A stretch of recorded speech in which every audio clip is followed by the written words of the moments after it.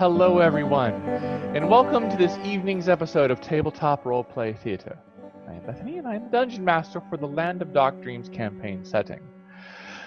I don't actually think there's a whole lot of us to talk about that we really need to get away as far as announcements, other than we finally have a frickin' website, y'all. It's just put up, ttrptheater.com. If you want to meet the cast, sign up for Patreon, look at all our live streams, see our other shows, see stuff.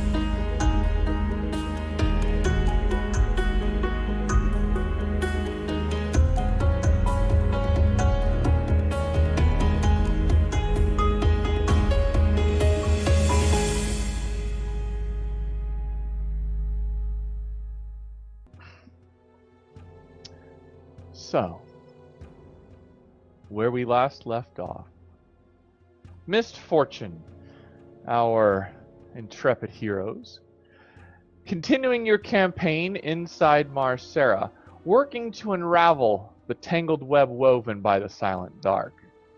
Last session was spent mostly around an old abandoned and derelict warehouse, where you were first investigating it on suspicion that it was being used by the silent dark. A tip provided from your new ally, the lovely Keitha Delaney. That investigation turned into a long and fierce battle, as the workers who were working it turned out to be disguised drow. In the end, you killed all but one, leaving Serana alive, and began to question her, at least for the time you had. Despite her dark-skinned heritage, she had a modicum of honor, having told you plainly that she was a mercenary and they were smuggling weapons into Marsera via an old teleportation circle hidden somewhere in the conservatory, and were doing so on orders from the Silent Dark. Now, with very little time left before the Alakam Arcanum discover what's been happening, you all are currently in the warehouse, surrounded by a lot of dead bodies, a lot of ichor, and a lot of scorch barks. So, Misfortune, what would you like to do? We agreed that we were leaving? No, 23 was supposed to talk to the guards.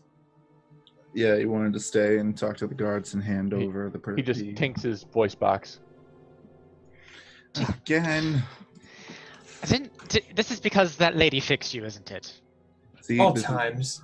This is the universe itself telling us that we should just burn it down and not talk to the Alakim. I don't think that's what they're saying. No, I don't think we need to burn it down. It's excessive, and like Keitha was saying, that will go to the rest of the area. This is a very flammable area. Also, I mean, you are here with me because I was investigating the Stillborn Dead after what they found last time. So we could just talk to them. We know they're... Whether or not they care is another story, but that's we what can I'm talk to them. Or disguised. I'm just worried that we're going to hand her over, no, just to the drow, and hand the weapons over, and they're just basically just going to move all this stuff to another warehouse on the other side of Cheapside. Oh, what is the other option? We can't carry these weapons ourselves. Burn them. They don't burn. It's iron. To be fair, if you burn iron, it does weaken the metal and makes them effectively useless. But I'm all for talking to the guards. The bolts will burn, the crossbows will burn, the arrows burn, bows burn. Handles will burn to swords. All And right. so do potentially a ton of houses in this area. Yes! You can't just burn down all of Cheapside. Well, that's what the Alakim will get here soon, and they'll stop it. He said hopefully. One idea I had, but again, the whole like moving from one thing to another, we could throw these in the water. They could sink to the bottom, but We're not near the water. I mean we're close, and I mean we could just put them in a wagon. Again, this is just me thinking aloud. I'm not That's saying so- it's a good idea. This is a warehouse full of weaponry. Yeah, we have limited time, and there's what, 6 of us? Like I said, I'm thinking aloud. I'm not saying they're good ideas. We're not Well, saying the bad ideas, just brainstorming. More things will come from that. Mm-hmm. Ooh, does someone have acid? We can melt them. Then we don't have to worry about it. Not that much acid, I don't think. for Let me look at my... Go ahead.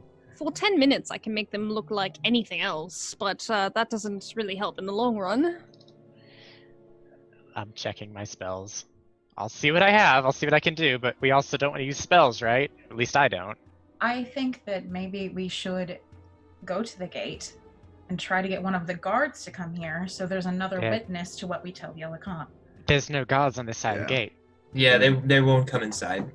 They might if we tell them what we found. They were not coming inside because there were people being armed in Cheapside. If we found the arms, It's a fair point. Hopefully they'll even listen, though. I was going to say they might just assume we could be using an excuse to ambush them.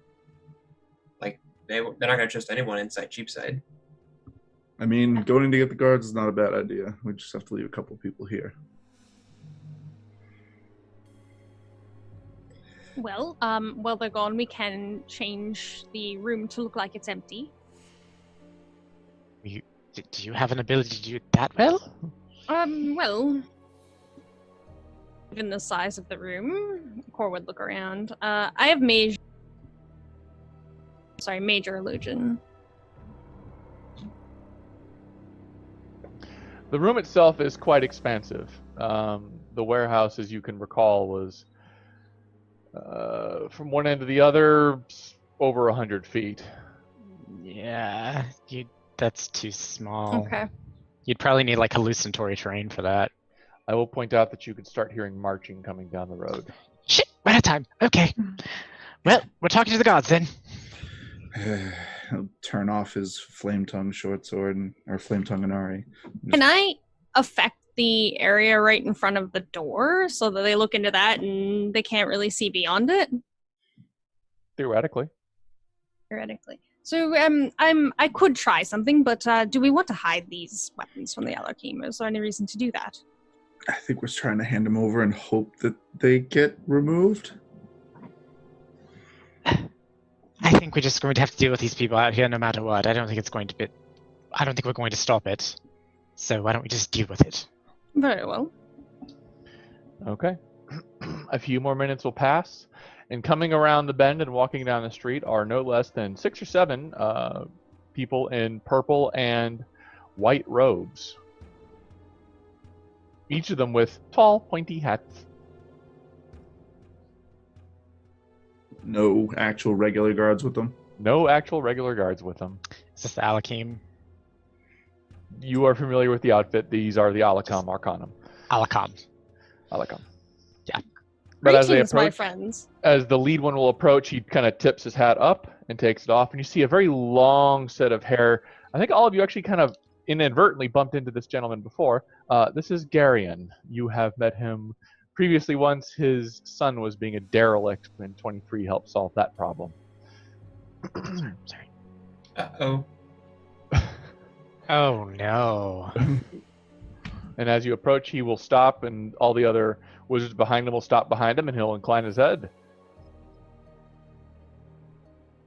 So we heard about some magic going down out here. Indeed, we had an anonymous tip about sorry, my tongue. You A don't have weapons that. cache, We don't have that. and we decided to come check it out. If you'd like to see, these are the arms that are currently going about Cheapside at the moment and scaring your gods away. He will gesture to the guards behind, to the Alakan behind him, and they will walk past all of you if you let them. Of course. I'm Do just kind any? of gesturing to a crate of weapons. I'm trying to like. Yeah, I'm trying to see if any of them are Yeah. specifically like tipping me off in the same way. Sure. Make an Maynard's investigation dad check. did, or mom. We're Yeah. both doing that. Okay. I'm not gonna do exactly what they're doing. I mean, kind of. I'm going to smell the air when they pass, just a little bit, just because I remember you said they smell like kind of like blood. Investigation. Make an investigation check then, everybody. As We're they all go, paranoid as shit. as they go inside, and Cora just kind of like flourishes in a bow and then kind of walks with them. And it's like, as you know, Mist Fortune has a perchance to heroism and meddling at times. So please forgive us our involvement in this situation. We're just basically trying to woo them, I guess. Okay. He seems to be listening intently, but as he looks around, one of the other guards will then go, "Sir, drow." To which the bodies, they'll start investigating them, and he'll go, "Yes, I see that. And what are the drow doing here?" Supposedly they were guarding the warehouse, from what we could tell. They were seemingly normal humans until we engaged them in combat, and they decided to just shed that disguise. They're part of a mercenary group out of Ishanor. Yes, we are. And then you can see Serana is hoisted up and manacled very tightly, very quickly, since she was already bound by 23. It's a little bit tight.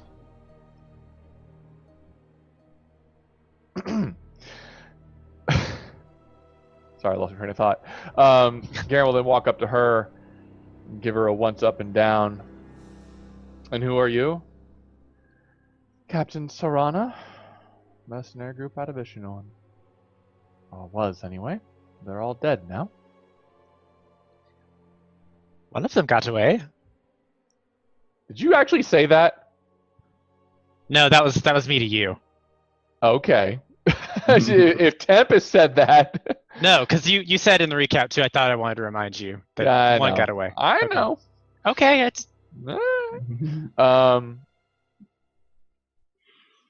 Take her. And the two of the guards will grab her by the shoulders and mutter an incantation, and in about 6 seconds later, they all vanish, with Serana included. If I may, she does not seem to be without honor and gave us the information we sought without much difficulty. Go easy on her if you could. I'm sure she'll have much more to share with you. Yes, I'll keep that in mind. You all dealt with the drow and discovered this cache of weapons, did you? Yep. yes. So were any of the ones that passed us, they smell or look funny? Oh Not yeah. that you guys could tell. So there's 4 of them right now, right? Yes. So do you want us to fetch the guards? Because there's a lot of weapons in here, and we were trying to figure out how to get them out of here and back to you guys. Should we go to the gate, or can you magic them into the river or something? Magic problems require magical solutions. To which he will then gesture to another, and he'll say, "Begin inscribing the circle." And they will start taking out a line of chalk on the floor and start drawing a circle onto the floor. "We'll take care of this problem." Can I make an arcane Yeah, check to do see I- where Sure. the circle is bringing it? Sure. Do I believe they're actually going to take care of this problem? Make an insight check. I was about to say I don't trust this. Oh, my roll. Woohoo! The lowest I can roll is a 16, if that Let's matters. Insight. Where's I insight? see that 11. Nice. No, it's a 16. Yeah. And I'll throw a D8 on that for my what's Okay. it called? Studious Okay, eye. okay. The teleportation circle is indeed a teleportation circle. It does not match one that you have previously seen, but you can memorize its layout and design if you so desire. Perfect. He is deliberately vague about take care of the problem, in such that you can't tell if he's going to take the weapons away and dump them, or if he's going to take the weapons away and use them for something else. Even with a 21 and a 24. 24, he's really Elusive. vague about it. Not lying, you're sure, but he's doing something with them. He does, however, express an air of calm. This gentleman looks like he's been and seen some shit. There is that almost veteran look to him. Well, I will have to thank all of you personally. Why don't you stop by my offices in the conservatory? I see you all suitably rewarded for this. We appreciate that. Thank you. So where are you taking the weapons? Are they going to like the castle or something, or? We have a secure armory for investigation. Yes, I'll grant this is quite a lot, so we may have to expand it a little bit, but nothing a good demi-plane can't handle, I'm sure. Did we get his name? Garion. Garion. Okay, just check. Garion Magnus. Making sure I know which office to go to. Arian Magnus.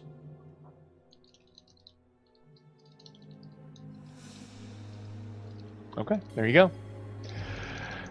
To which he will then look at all of you and say, thank you. We will take it from here, ladies and gentlemen, and he'll look at Core. I'm sorry, I don't know what to call you. Core is fine, thank you. Ladies, gentlemen, and Core. And he'll look towards Geetha. Thank you for the Ghost Slayer's aid. As always, we appreciate you. And he'll raise a cheers as if he had a glass. I will nod politely. You may go. With another bow and a flourish, Core would take her leave, trying her best to hide any suspicion she has of the situation. Druin gives a nod of respect and follows Core. Once Okay. a distance away, Core would turn to Keitha and say, I'm sorry I said that it was an anonymous tip. I didn't want to point to you in the middle of that scenario. All right. It's not important. I think we're still technically stuck here until morning. Really should have gotten like a way to get out when we were still talking to them. Yeah, we should have asked them to teleport us back home. Maybe Who's up for a swim? I mean, they're right over there. It's like 2 minutes back that way. We can just ask. Didn't they say that they weren't going to let us out until morning, though? That was the guards, not the Alakam. Right, but I honestly think I would rather wait until morning than You sure? ask a favor. I can make everyone swim, or at least breathe water, so you don't have to worry about drowning. But there's sharks in these waters. It's Giant on the map, I can see sharks. They're huge. I've seen them. Yeah, there's sharks in the ocean have swum in there. Their response was fast, wasn't it? Well, how did they know exactly? None of us. Oh wait, Cerulean, you cast magic, didn't you? remember a few of you were getting hit and I didn't want you to go down, so I took a calculated risk. Apologies. You're fine. I was trying not to, so I didn't realize we'd done that. Do you think they just show up if we just cast magic? Like, if I just rip off a spell right now, like 6 of them are going to show up and... Well, I imagine it depends on the spell you use. Like, if you launched a fireball into that house over there, yes, they'd probably show up in a second. If you remember what Core told us just yesterday, that they were looking for higher tier spells.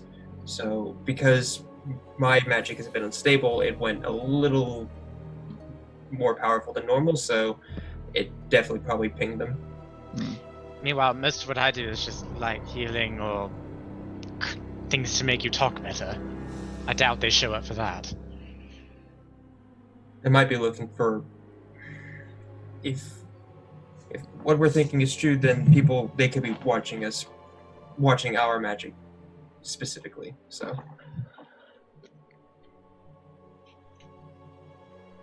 It's possible. Roman will just use prestidigitation to make sparkles through his hands. Just like, shh. They're probably not showing up for that. No. Just the trash. There's trash that comes up. Stop! Sorry, Sir. awesome. Flourish. Sir, I'm gonna need you to come with me, sir. Those sparklers, not allowed. I can do like light, sacred flame. That's it. Let's not try to prod the lion's toes, shall we? But is it illegal to do magic, or is it like we can't? as long as we're doing good things with the magic. Like, if I just light, like, my sword up, is that really that bad? It's not about the type of magic getting used, it's about control.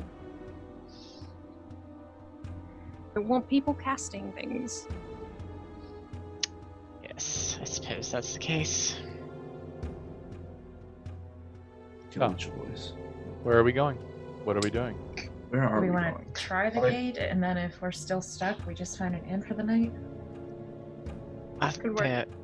There should be inns in this area that I would be familiar with. I used to live here, and I'm still room Cloak and Stagger. Cloak and Stagger, that's right, of course. Let's try to get out first. We didn't have a great look at the Cloak and Stagger with the whole crazy woman with a Mordekaiser's mansion thingy. That was... Bug lady. Mordekaiser. What? Mordekainen? Mordekaiser. Mordekaiser Sose, more like. Mordekaiser. Somewhere Reynard is just getting mad at something. He doesn't know what, but it's pissing him off. Probably Tempest. He knows that much. All right. So making your way to the front gate, it's relatively empty. You don't see any guards on this side, and there's only a few passersby that come and go. As it is relatively late in the evening, you don't seem to have the impression that anybody's going to bother you. But as you walk up to the door, and nothing. Hello. Hello, it's the heroes, you know. Misfortune, saved the city, helped you out a couple other times.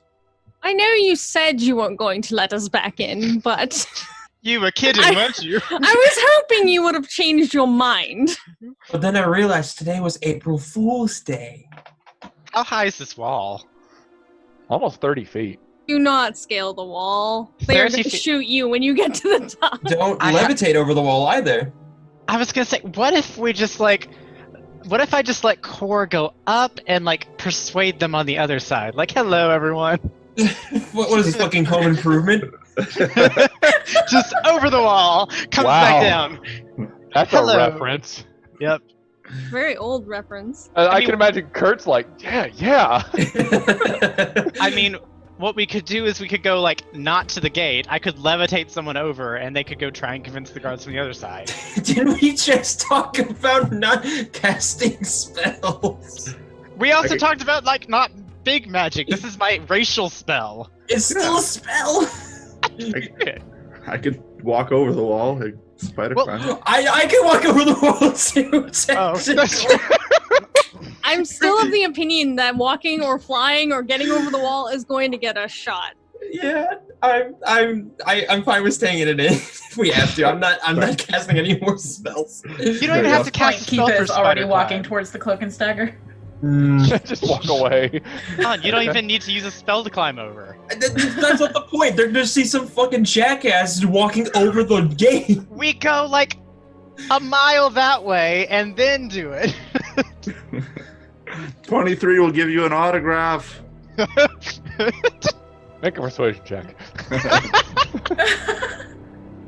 We'll give you an autograph in oil. I would guide you, but there's no way this is something I'd know you'd No. help me with. No, there's no response. I'm aware. Sad. All right. Making your way back to the Cloak and Stagger, the inn itself, it has beds.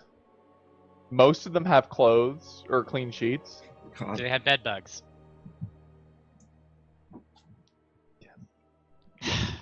But it is cheap. It's literally a silver.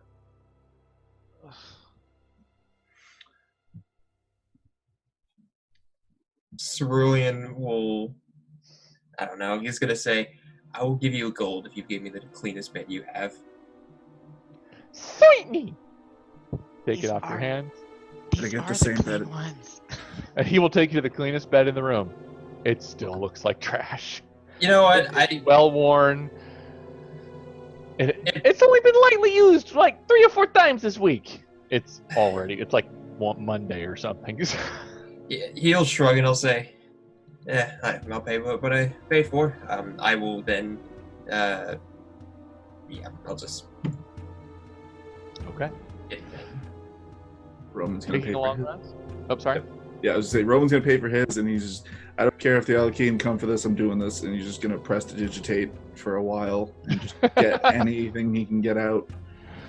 It's pretty nasty. I mean, they're not filthy in the sense that they're covered in gunk and goop, but they look like they have been used and not replaced for a very long time. So they're probably clean, but it looks like linens that have just been through the washer far too many times in their lifetime. I'll just plop down the bed, be like, slept in worse. Yeah, same. Hey, Core, Yes. how high of a tier of magic did they say that they were keeping track of? I did not get any specifics like that. Just if you think the spell is powerful, they'll probably watch for it. Well, where we are right now, I was just thinking I could cast alarm on the door. That's completely up to you. I don't need to sleep long, so if you need someone to watch the door, I'm willing to. That's fair. I just think we're in a place where we don't know exactly who to trust and where anyone is, so never hurts. But I won't cast a spell just in case, just to be on the safe side. Are we in one big room? Yeah, it's a center room with 6 beds. Is there like Yeah. a chair? Does it have a chair? Yeah. There is a chair. I shoved the chair under the door. I was gonna say. So, It's really Okay. Yep, smart idea. It's really an answer to your question. Trust nobody. That's why I'll do this, and I'll just if there's any windows in the room, I'm just gonna pour caltrops under the windowsill. Maybe you should add some ball bearings. Well, I want them to hurt their feet and go ow instead of just potentially falling. But if they trip and fall on their heads, that's so much more amusing. Like, let's save the ball bearings for someone else. How kind right. of you. I give a little prayer to Arizarni before I go to bed.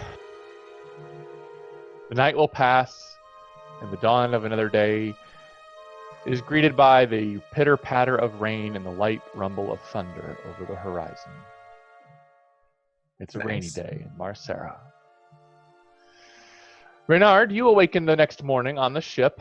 There's nobody there except Bertram and the few guards that are stationed. Misfortune has not returned. Yeah, he has spent the past day working on a pretty significant pet project, one that he was clued off to and has been working in quite extensively. But waking up, checking in, realizing that nobody's here, he'll just take a moment to kind of, converse with Bertram about no one's been coming near the ship, nothing's been heard, there's been no... Not having any issues, seriously. Get some Googlers and gogglers for once in a while. People who want to take a tour, and I politely shoo them aside. There hasn't been any scuffles in the city, no large collections of city watch or something worse that you've heard of? He points to his still kind of smoldering black eye. Well, you could just ask Cerulean to see if he can help you with that. You guys look like you're busy. We are busy, but if you have a black eye and that's going to impede your usefulness, don't you think we would want to help with that? I can heal it. Don't worry about it. I like as a reminder, knowing that I got clocked in the head by a pretty lady. Yes. Well, I'll give them a bit before they come in, but for now, I guess I just...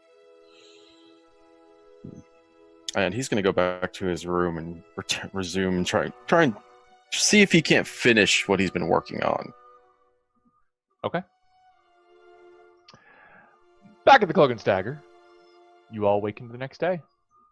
Nothing has happened. You gain your long rest. What would you all like to do? We should definitely be getting back.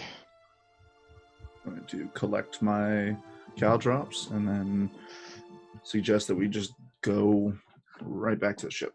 I imagine And it's then awful, like picking up broken glass off the floor, piece by piece. Mm-hmm. And then after that, I suppose we should just go to the conservatory and go meet with Garion again. I agree. You're sounding a bit rough there, 23. Is it working now? No. You have to hit it harder. Yeah, you have to Remember, every time you fix it, you really hit. Yes, exactly like that. Nothing. Then I think you just turn it off again. I'll just pat him on the shoulder. There, 23. It'll be fine. pats you on the shoulder. You do know, however, that taking a train ride from your current location outside of Cheapside from the lower low mark station to the station in the lower middle mark ward, about a half-hour train ride. Can get you from there to Bear. Yes? Yes. I'm up for a train ride. Okay. Yep. Then sitting comfortably, the train will go. You are all served breakfast if you choose to pay for the higher end suite at 1 gold. Otherwise, you're just sitting in the common room waiting. 1 gold, yes, I will pay for breakfast. It is breakfast. It is complete with food that is edible. I take it to mean there's no bacon. There's bacon and eggs. Oh, And Or fruit, cannot- little fruit bowls. Or cannot partake in this edible food, but she appreciates that it's edible for the others. Oh, good core. You're missing so much. Am I really? I hear that when it comes out of you, it's rather unsavory. You're not wrong. I was just thinking, it must suck to be a warforged because you can't get food. On the other hand, you don't have to worry about pooping. Okay. The train will chug along and arrive at the lower middle mark station. As you will stop, and you hear the little potting lower middle mark ward. These things are really handy. We should get one. A train. What are you going to do with a train? Oh, We have a flying airship. it's like different. It's on the ground. Do you not like the air? I could take it or leave it. Ugh. Flying is That's the fair. only way to travel. But trains, though. That's Cerulean starts heading back towards the ship. Trains are the wave of the future. Zeppelins. I think airships are cool, but what about trains? What if they put a train on the water? What if they did that? Then you wouldn't have to fly over it. Exactly. All right. I'd say passing through Port Authority, getting back to the ship, another 20, 30 minutes of walking. The city comes to life as the 8th bell will ring as the morning arrives. And it is then that Bertram will then greet you all at the dock, smiling and inclining his head. It's awfully nice to see you all again, Miss Core and Keitha and the rest of yous. Hello, how was the night? Blong.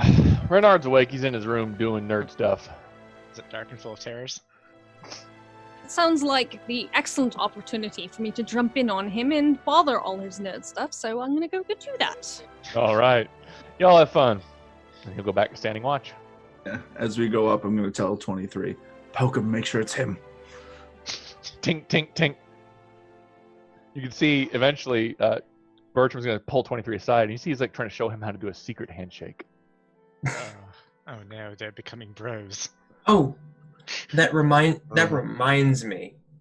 Before you all go grab Bernard, could we talk for a second in the war room?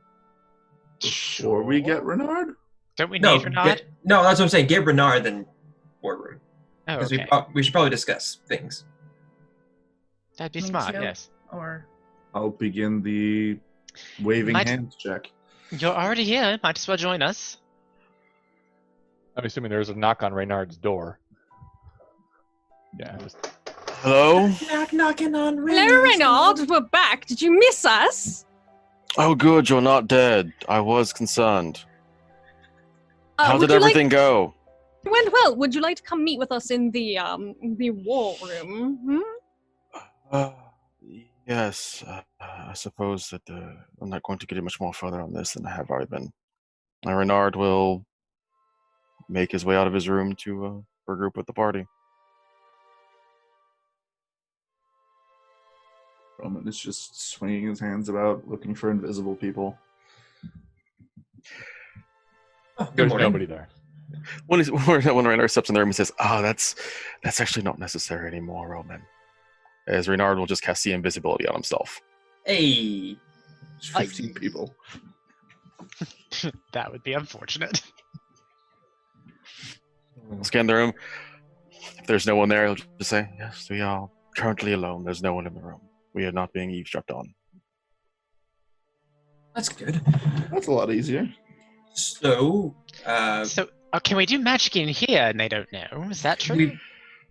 That is something I still haven't been able to discern, and that largely is based on an assumption. I believe that they are still able to track us, as the barriers that have been put up on the Dawn Runner are they're not graded for magic like chemomancy, and they're not using divination magic to keep track of us. They're using chemomancy.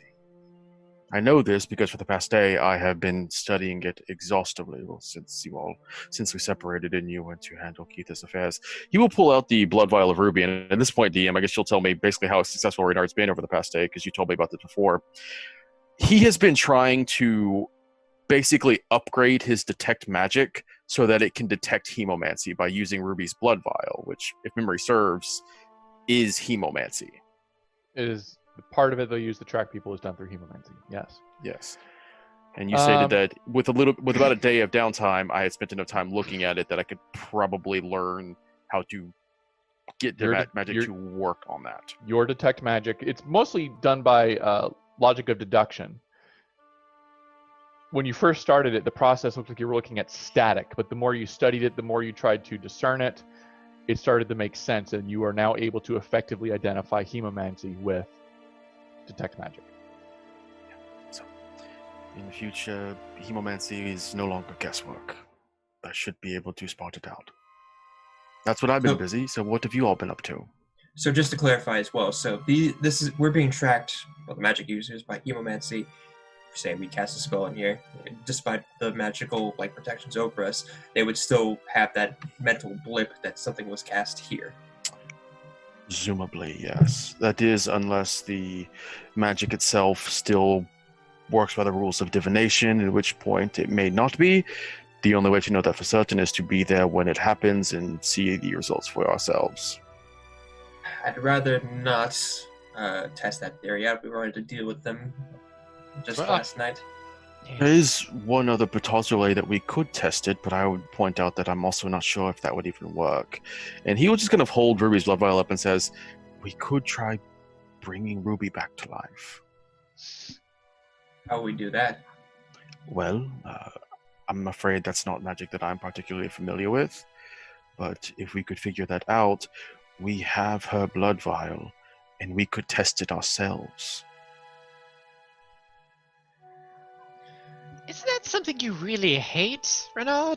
Like, that whole general thing? There's a difference between bringing back and animating a dead body and bringing someone back to actual life. Is there? My own feelings on it aside, we were told to bring her back.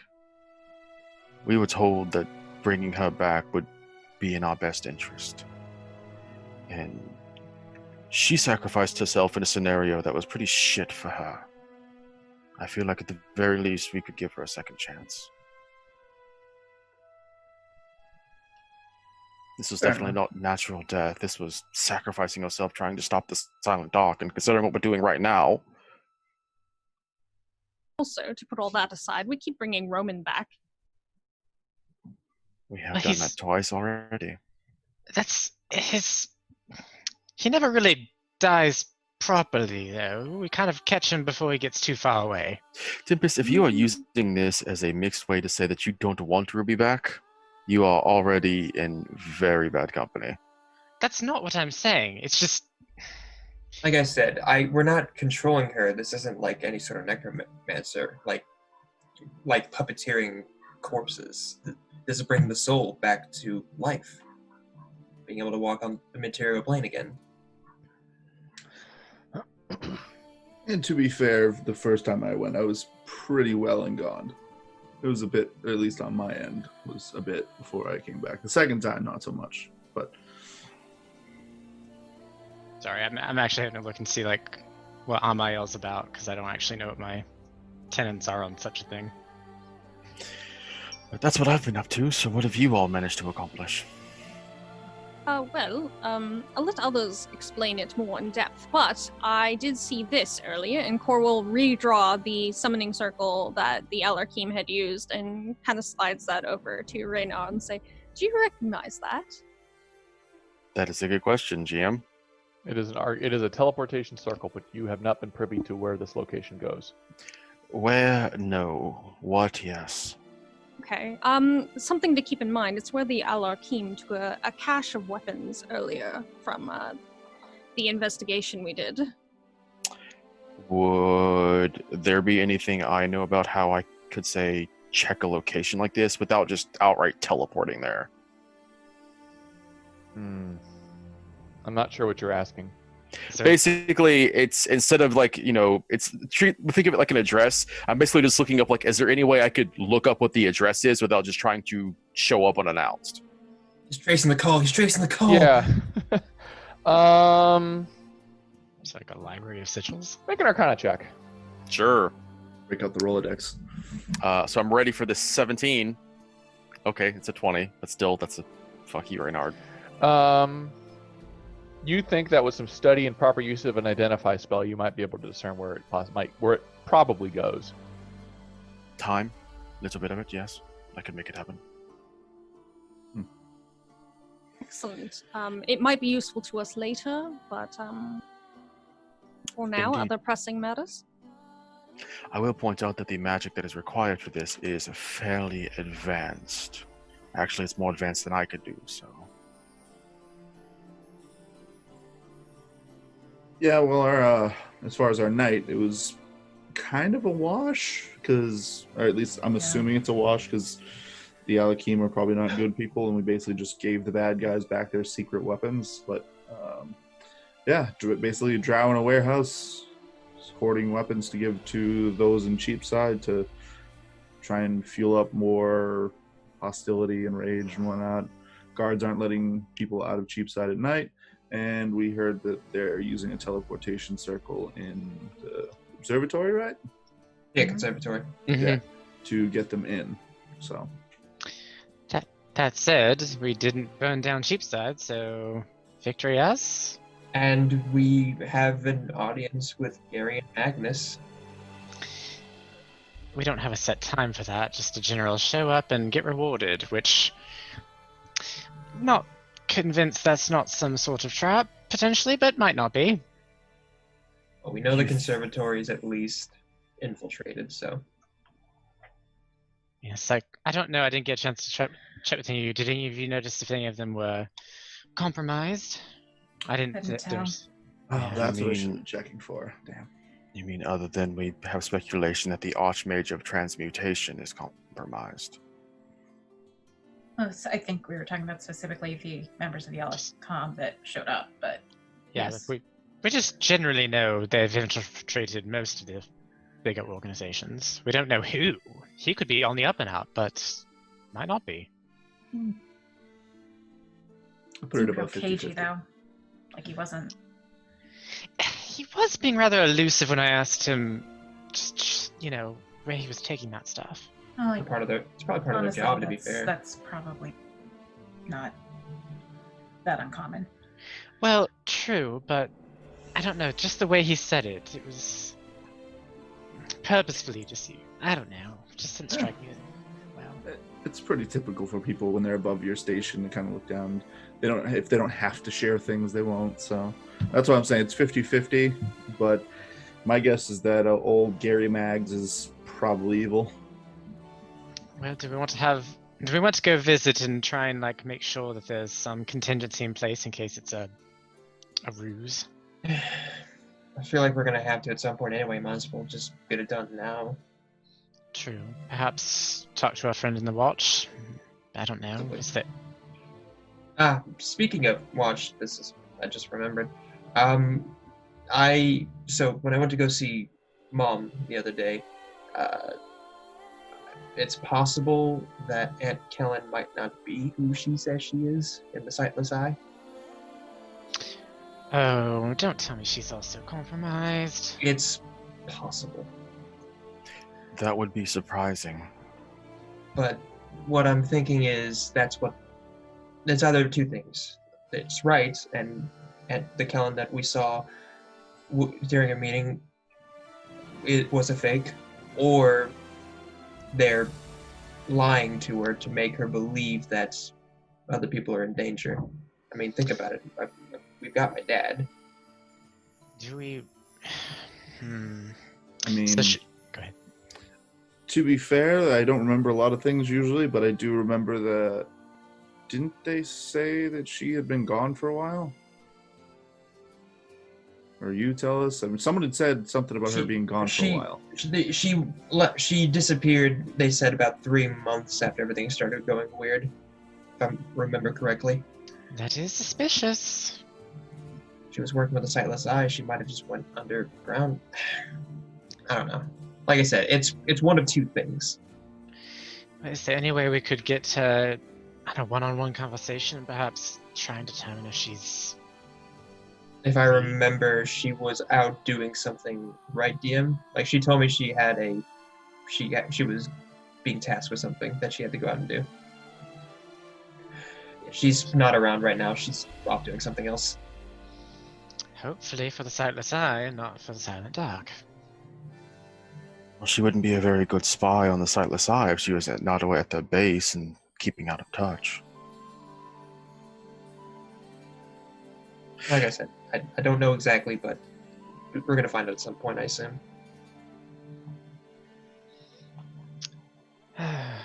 Too many unknowns. I have my doubts about the fact that your aunt was replaced. She was decidedly pointed when you came back. Now, most of the Silent Dark members, they've been quite good actors. I don't know if they are such a good actor that they could call you out on your personal family beliefs. After all, she basically said everything to you that your mother said to try and get you to go away. But at the same time, it was pretty directed, Cerulean. It's almost like she was getting a chance to vent after all this time you've been gone. I'm not sure if the Silent Dark would put so much effort into it. That makes sense. I definitely think the Silent Dark is just playing games with my mother, just like they're playing games with us. Did your mom know your sister was missing, or was she aware that she was around? She thinks she's missing, so... Okay. In that case, she probably didn't learn how to act to you from your mother. And I have to think that if she was replaced, it would not be a thing that she is missing. She would still be doing whatever she would have to in the city to further their goals. And staying away from home would probably not do that. Why would she be away from the family? That doesn't make any sense. None of this makes sense. As if you look a little deeper. But at this point... It is all just a game to them right now. So, do you all have anything to handle at the moment? You said you need to speak with Gary and Magnus at the conservatory. Have you spoken with Clint about what happened last night? Not yet. I was thinking we could just swing by to him before we head over there. That would be a good idea. Well, I don't see any reason to keep on waiting on that. I'm not particularly concerned with the reward, but I can still go with you if you want another set of eyes on this meeting. Honestly, I'm not really concerned about a reward either, but it would be nice to have a one-on-one chat with this fellow. Same mindset. Yeah, let's have the bad guys pay us for stopping them. You can often find a person's motivations on what they're willing to give for what they're willing to get. Considering what you all did, being rewarded for that may tell us a great deal about what his actual motivations are. Actually, this is a good question, Bernard. You probably know more about these people better than any of us right now. Do they normally contact for outside help for these sorts of matters? DM. I need to know more about this. Because I, as a player, know, but I, as Reynard, I have to ask that question. Go ahead and make a general knowledge check. Make an intelligence check. Knowledge. Natural one. Sometimes yes, sometimes no. It depends on the problem. You don't know what the Sure. specific criteria is. They freelance. That's all I know. Just making sure. I've worked with the Olicon before. They do not usually like working with the Ghost Slayers. Okay, figured. Guys are a bit insightful. Well, should we go talk to Clint then? Unless anyone else has something to talk about. Oh, I don't know if anyone mentioned, but the Drow mercenaries were from Ishidord and hired by Yana. Yes, that's true. Just those details. Yes, Diana does like her games, it seems, doesn't it? She does indeed. But that's the whole point of this, if you all haven't been paying attention. Yes, Renard, I know. Okay. So where are we going next? Before we leave, since we've already cast a spell, I'll cast aid, and I'll get. Is 23 coming with us, or is he staying here? For 23 will be purposes. staying for the day. He's off. Okay. It's his duty second day. I will be giving aid to so 5 extra hit points to Roman, Core, and probably Cerulean.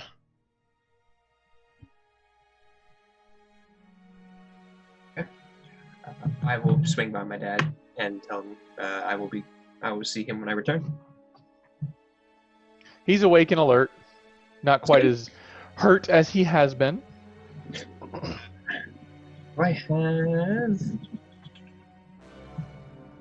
Yeah, Alright. I pop out my regular healing potion. I will pass it off to him, and I'll say, if you feel lightheaded, just drink that. All right. Okay. Making your way through the dock ward, the city's bustling streets and livable atmosphere seems to come to life as the morning turns into a brunch time.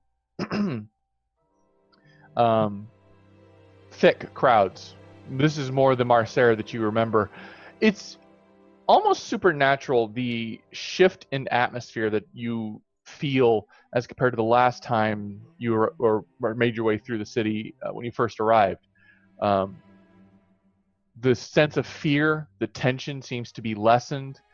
Nobody is giving you any really hard looks, no mean looks, no harsh words said behind your back about blue skin or pointed ears or anything like that. It's almost as if a little bit of the weight has been lifted off of the city.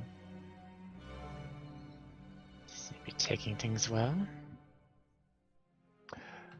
Making your way into Port Authority, you can easily make your way past the guards at this point. They seem to recognize you as if you have been through here 1,000 times, and either through ambivalence of not wanting to deal with you all again and listen to core bureaucratic them out, or seem to have a genuine respect for you. You are able to go more or less directly to Clint's office if you so desire. Do we want to stop at this store for the daily deal, Renard? Daily double. I would not be opposed to doing so, but that's over in the lower Minimark ward. We still have a ways to go. That's They're next to the conservatory. Oh, I thought they're in the same ward though, so it's not like too far away, right? Oh, The it's a big ward. the Adventure with Advantage is right next to the conservatory in the lower Minimark ward. We're still in the dock ward. Oh. You're in the Port Authority that leads up one or the other, but yeah. Right, I just meant like on our way. I don't see why not, unless anybody's opposed. Yeah, we could get our reward money and then buy something nice on the Silent Dark. I do need to check in with Kalis and see what she wants for that little project I handed her.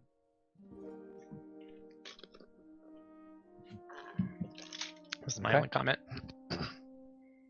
Okay. So we're not going to talk to Clint? No, we're going to talk to Clint. Okay. It just Yeah, no, wait, that's where we're heading first. right. Walking up, knocking on his door. Yeah. It's misfortune. Oh, come on in.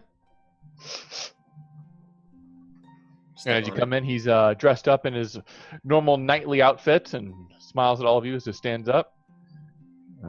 Misfortune. Most of you, anyway. Miss Delaney. What can I do for you? Just came by to report a little investigative work we did last night. We went over to Cheapside to, I guess, the whole arming of citizens thing. We wanted to take care of that, and Keitha here, and I'll gesture over to her, had a tip about a warehouse, found some drow in it, found some illegal weapons, and we turned them over to the Alakim, so we kind of wanted to make you aware of that.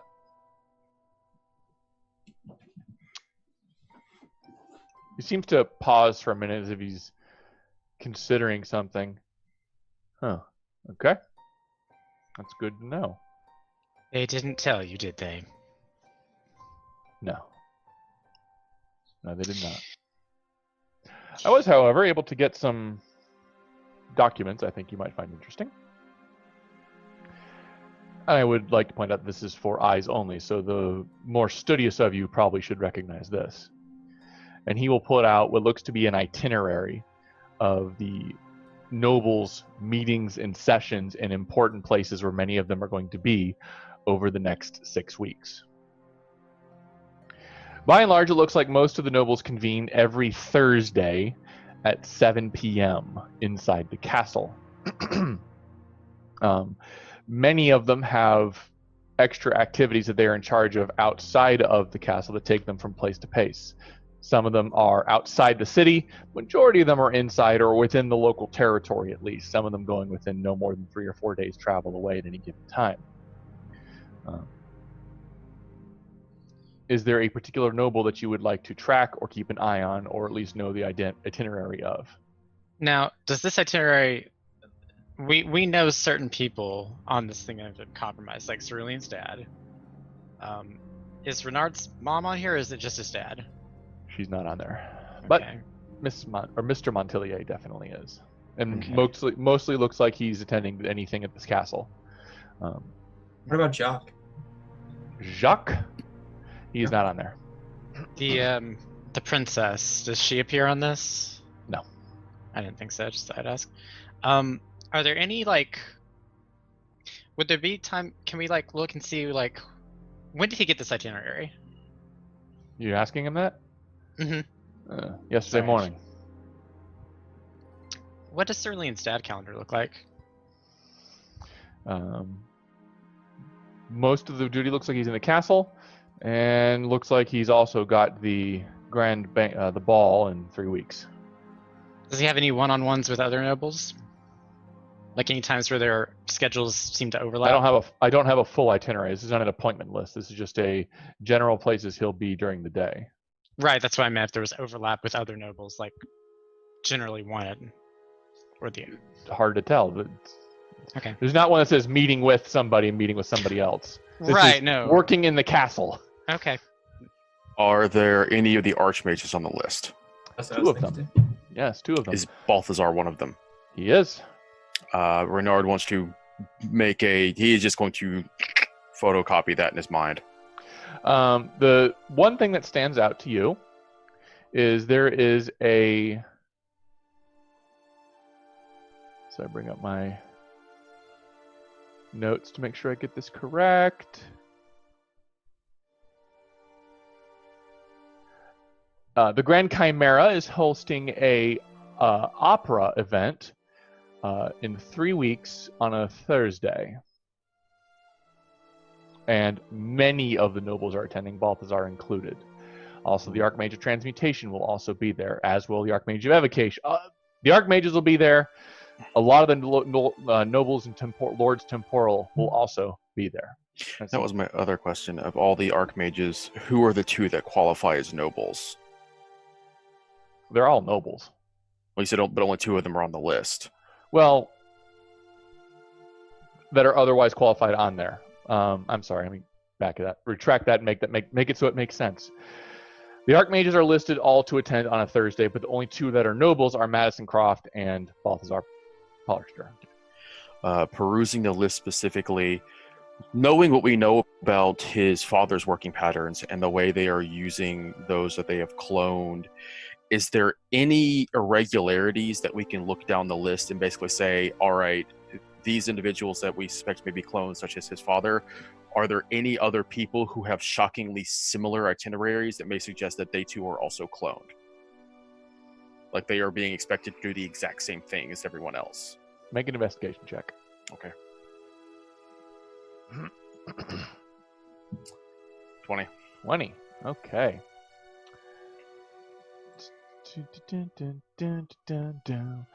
You do see that a few of the nobles that are listed as Lords Temporal do seem to overlap with suspected people at certain times and locations. I thought they were all like in the castle and stuff. Like, they're all in the castle, but yes, they're in the castle. Majority of the times where they overlap. As far as irregularities go, the only one that stands out enormously is the opera event. Okay. Yeah, my point was we've established that the ones who have been replaced have been spending inordinate amount of times working.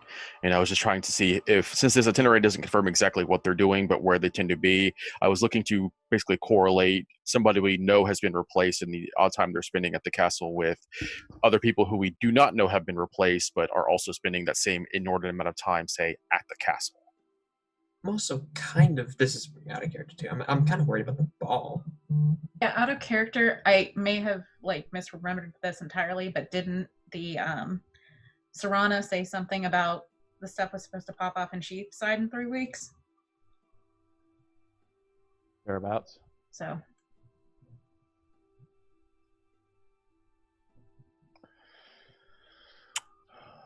if you're looking to target specific nobles, there is not enough data here to extrapolate. You can have theories on a handful.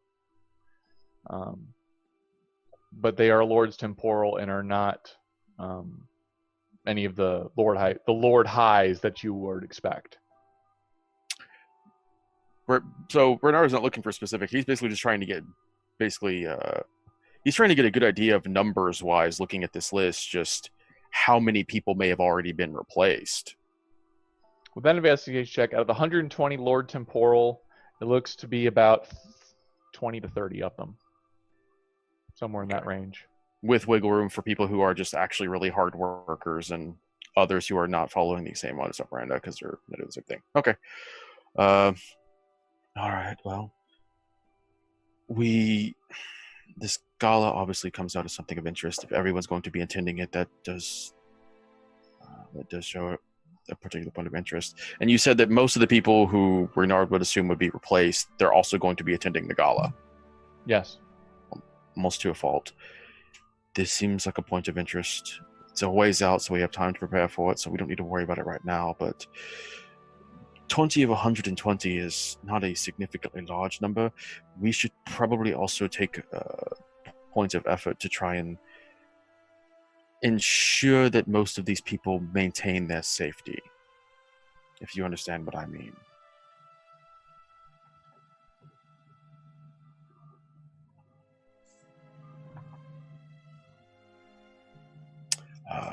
Well, I can't think of anything else. Do any of you all have? I think that'll definitely do. I'm sad. Okay, sorry. Clint, I'll keep you posted if I find anything out about those things. Certainly. We appreciate you showing us this. This definitely helps. Yeah. You didn't see this, by the way. If anybody asks. Of course And not. he'll take it and put it away. See what? Exactly. I feel like this is a silly thing that we didn't ask. Was Gary in on that list? No. He was not. Good Okay. call. So he is not either affluent enough or he just doesn't warrant being on the itinerary. Okay. Well, Clint, thank you. We appreciate you. We appreciate you just being a very generous and upstanding member of society. I try. But I suppose we should be getting about our day. Places to be. Good luck, guys. Stay safe, Clint. And he will sit back down and go to work.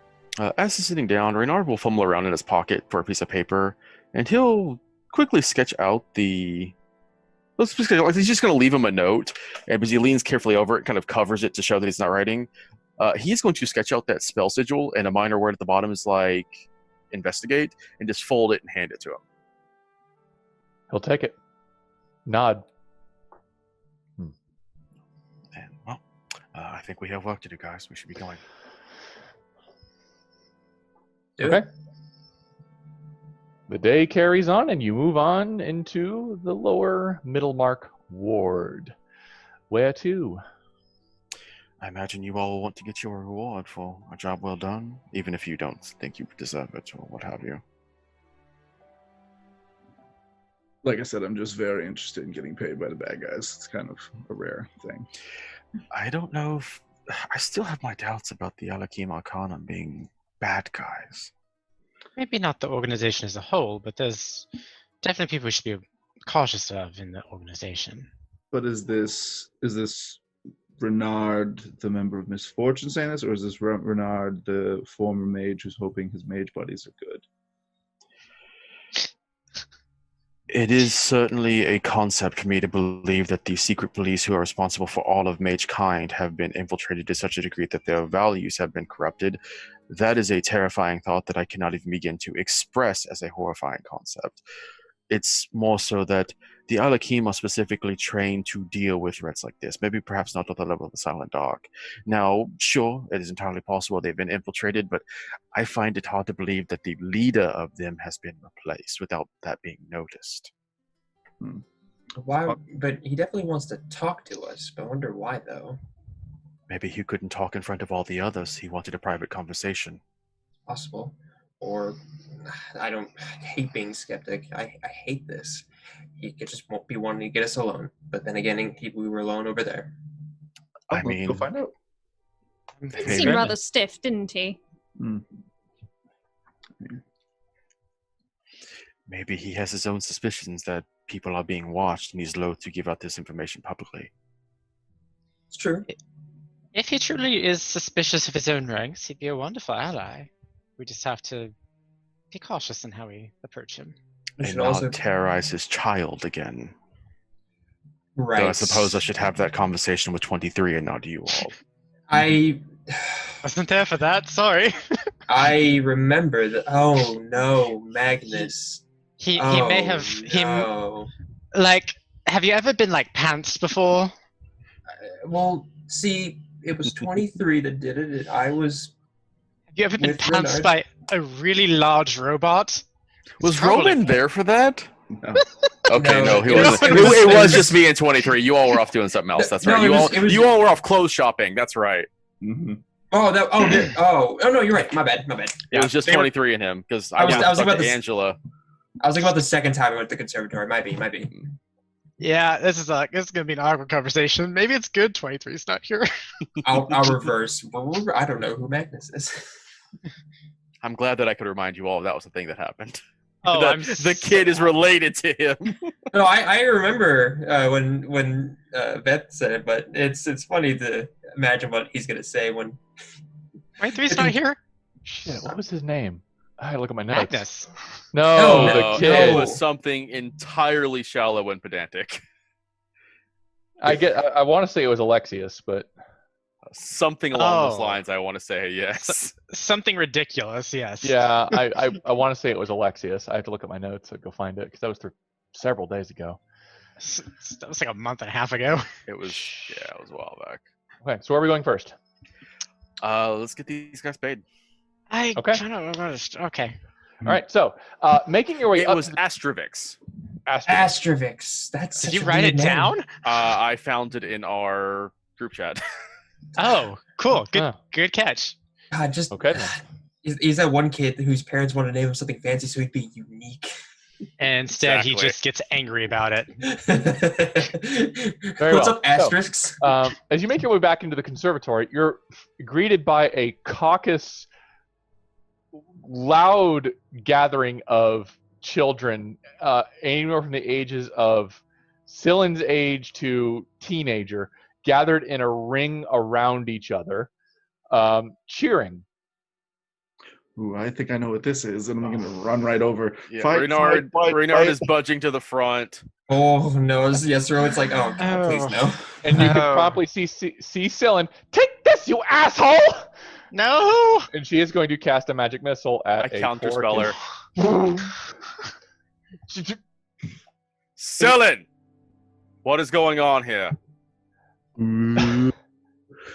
Billy's in trouble. To which the crowd just goes dead quiet. And you hear, Reynard.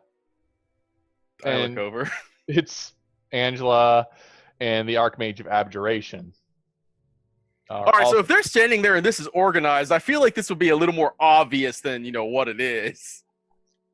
It was a throng of people, and you pushed immediately to the front. I'm sorry, I have to show you. I don't think I got out the image for the Archmage yet. I don't think you've had the chance to meet him. I don't know, like you said, it was children up to teenagers. I feel like a couple of adults would stand about head and shoulders over the rest of that. And I would recognize Angela, considering she wears a red duster. To be fair, none of the kids were yelling "fight, fight, fight, fight." That was just Roman.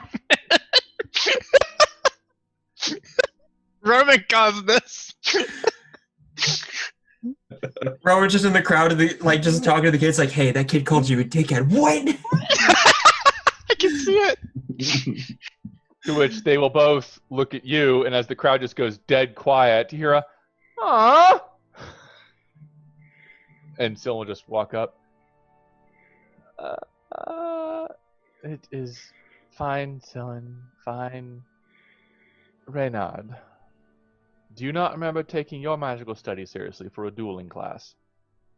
All right, I refuse to believe that we would not have noticed two archmages standing in the middle of these kids. Like, we're not that oblivious. Do you want to retract your counterspell then? Yes, I retract my counterspell, Okay. considering we would have noticed two Okay. adults supervising. All right, I'll be nice. Not me. Roman Have I- shield fight. You will watch as Cylin will muster up the incantation for a magic missile and fling it at another little portly kid, not one you recognize, who will then raise up a hand and cast shield, and you see all of the missiles collect into it, and the crowd kind of cheers for a minute before it all settles, and you will hear some clapping from a few people.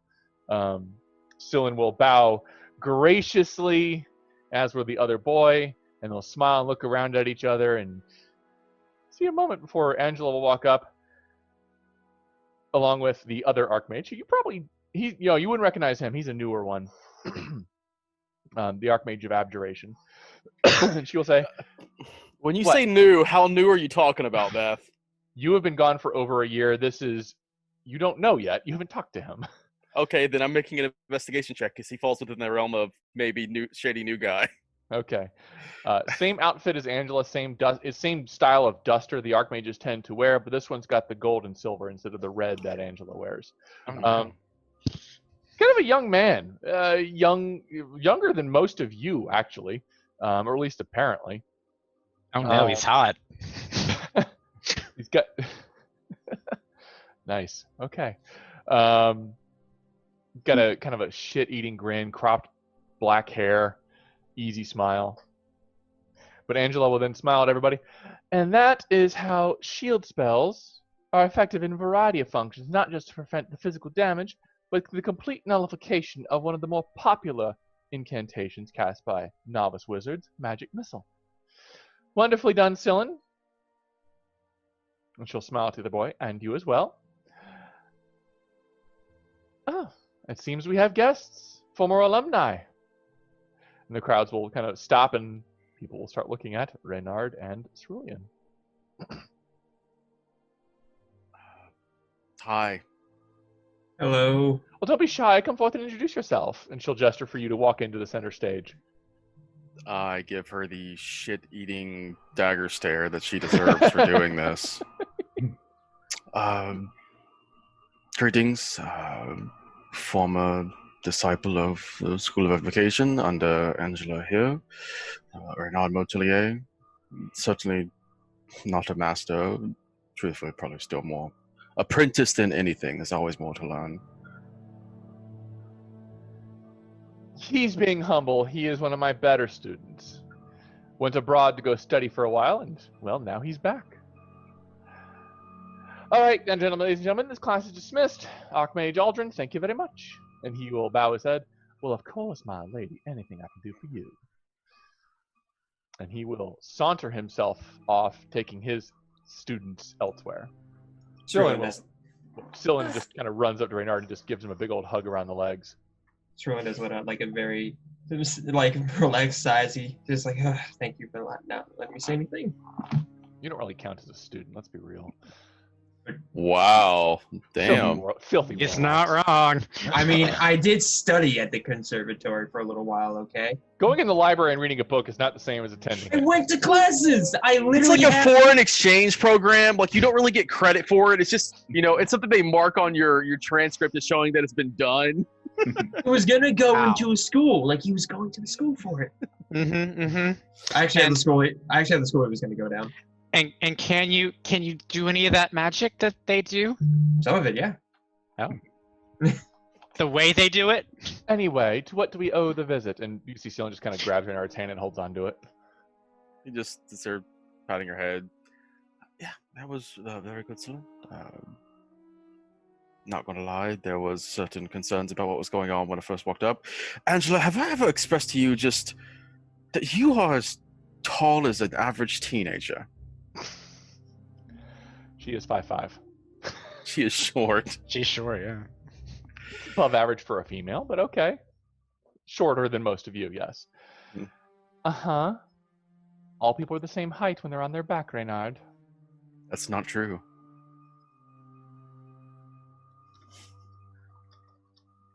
Okay. Okay. It's like, no. Oh, by the way, I was actually having a new spell I was working on, and I might want to show it to you one day. I'm not sure if this is a me question. I'm not sure if I should be concerned when she says that or not, considering she's the Archmage of Evocation. It's actually not as bad as you think. I call it Angela's Iron Horn. Oh, all right. Anyway, what can I do for you? What are you doing here? We have an appointment. Yes. With whom? Gary and Magnus. She just, that really... That actually happens. Okay. And I should say they are the ones with the appointment. I technically wasn't involved. We assisted with the service with him, and he wished us to meet him or have a proper conversation. I will say that you all have been quite busy then if you're having a meeting with the head of the Alakam. Very well. I will show you the way. That would be greatly appreciated. I'm gonna walk. Roman's gonna walk by Cerulean and be like, "Hey, I just learned something today. Do you know Shield can stop magic missile? I never knew that. Does that make me like a student like you?" I mean, Yes, it does, Roman. Ha! Just like Cerulean. One step on the way to Archmage. Cerulean like looks between Renard and Roman. He's gonna say, "Is this what I'm back in conservatory? I'm already getting bored." The thing that's really going to keep him up is Reynard doing that to push Roman up or Cerulean down? Why not both? World Balance them out. Cerulean has done nothing to upset anyone in this fucking He really hasn't. He is. He's the best. Uh, I'm just gonna be like, Cerulean, was this how you, like, everyone treated you like this? a little bit. So, How?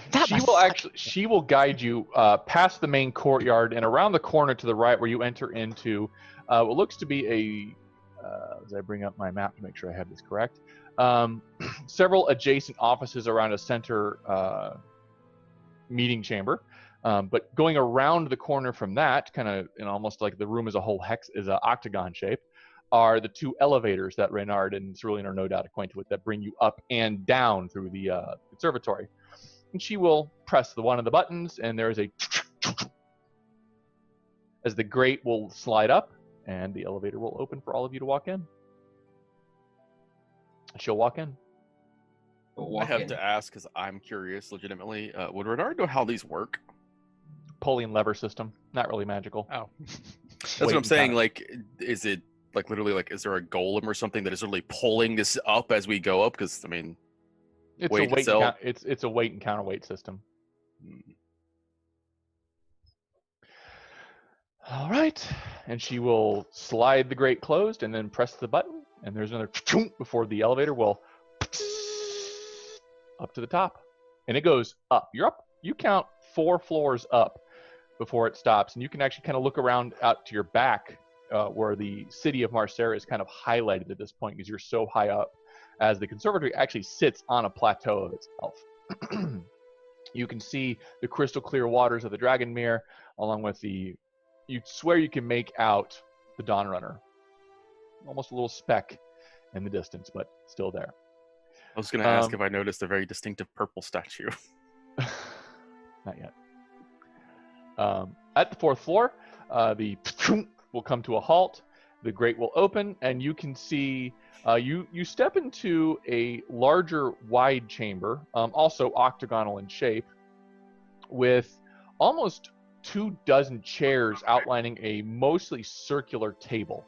And you can see any number of people are around it, but one of them happens to be Darian Magnus. And he will look up. Archmage Angela. Mr. Magnus, I believe you have a meeting with Mr. Fortune. And he will nod and smile, and he will stand up. Welcome. Thank you. It's an honor to finally get the chance to meet all of you in a, I would say, less formal, but this is still kind of formal setting. We're not dealing with all that's going on. Looks kind of like he's trying to figure out the words. Not a very smooth talker, this guy. More formal than how we met before. Yeah, sure. We can go with that. Okay. It's okay to be awkward in conversations. Just we're a busy lot and having a lot going on lately, so having some help is always nice to have. And he will kind of gesture off to the side and muttering something to somebody else. Would you mind grabbing the 6 of them?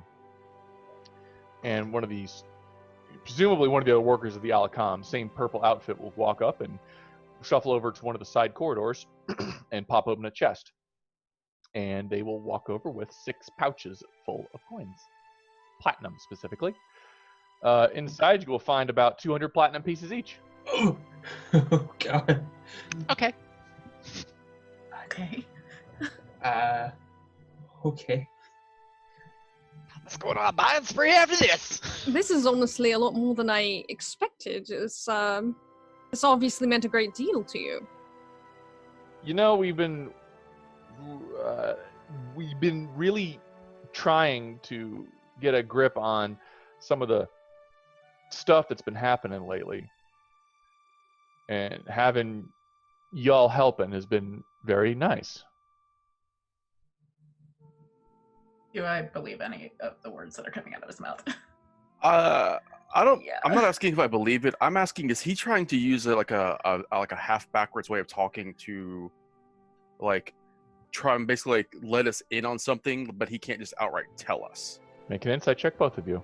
Is Angela still here? 11. Angela is still there. May I as well? Actually, no. Cerulean would be. He'd be a little more surprised with the whole Keitha.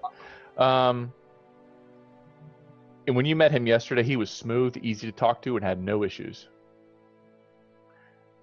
Just new. But as you can see, we reward those who assist the city, and this has been authorized by her queen, Her Majesty herself. Do I smell blood like I smelled on Lady Montelier? Not on him.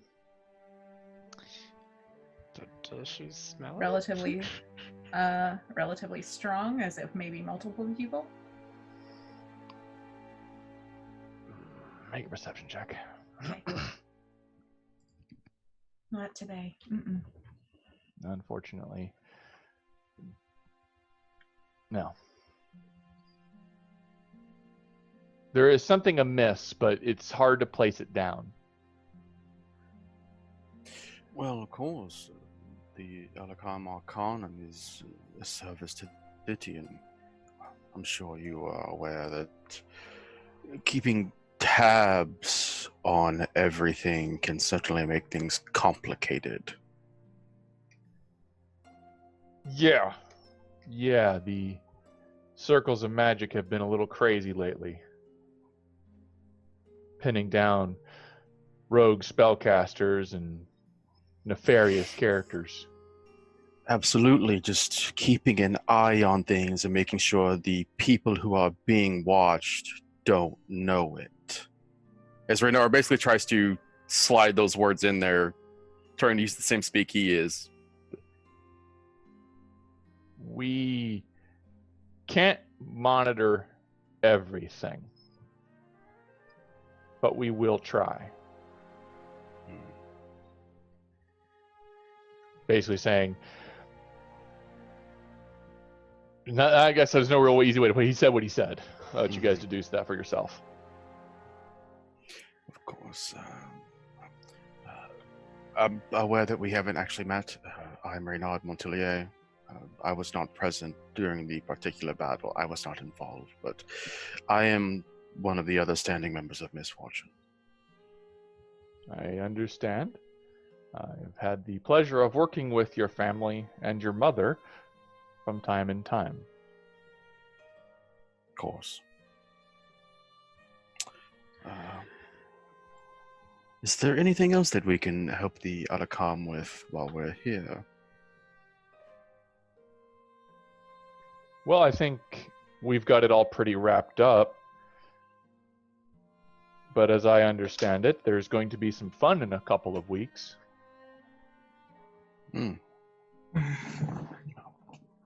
Certainly sounds interesting. Something to definitely keep your eye on your money for. Speaking of money, Sir Magnus, with the the victory that was had last night, some celebration should be in order. Why not a luncheon at some point where we could celebrate and talk of the great deeds that Marcera will have in the near future? I am afraid I may have to decline that. But thank you for the offer. Of course. Well, if you ever find yourself in the... What is the name of the ward the docks are in? It's not the dock ward. Yes, is the dock ward. It is the Dark Ward. Oh, because earlier she said it wasn't the dock ward.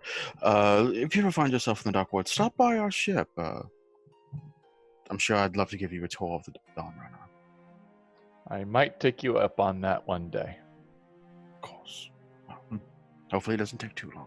Oh, I know what I wanted to tell Miss Keitha. And he Yes. will pull up a note. The person you asked us to look into. We think we found her. And he will hand Keitha a note. I'll pocket it for now. Thank you. What was found in the sewers a few nights ago is of particular importance to me and my organization. If you find out any more on that, please forward it to the Ghost Slayers. I will try. Thank you. Sometimes my hands are bound. I understand. Well, that was very nice. I think we ought to get moving out of here. And Angela will just kind of hush everybody out. Horace can kind of scrutinizing him this entire time. Does she know of a spell that would basically make it so he can be more confident or competent in like scenarios like work? He kind of did a 180. He was very like tight-lipped and There stern. is a and now spell it's- called Enhance Ability, which can be used to increase charisma. Okay.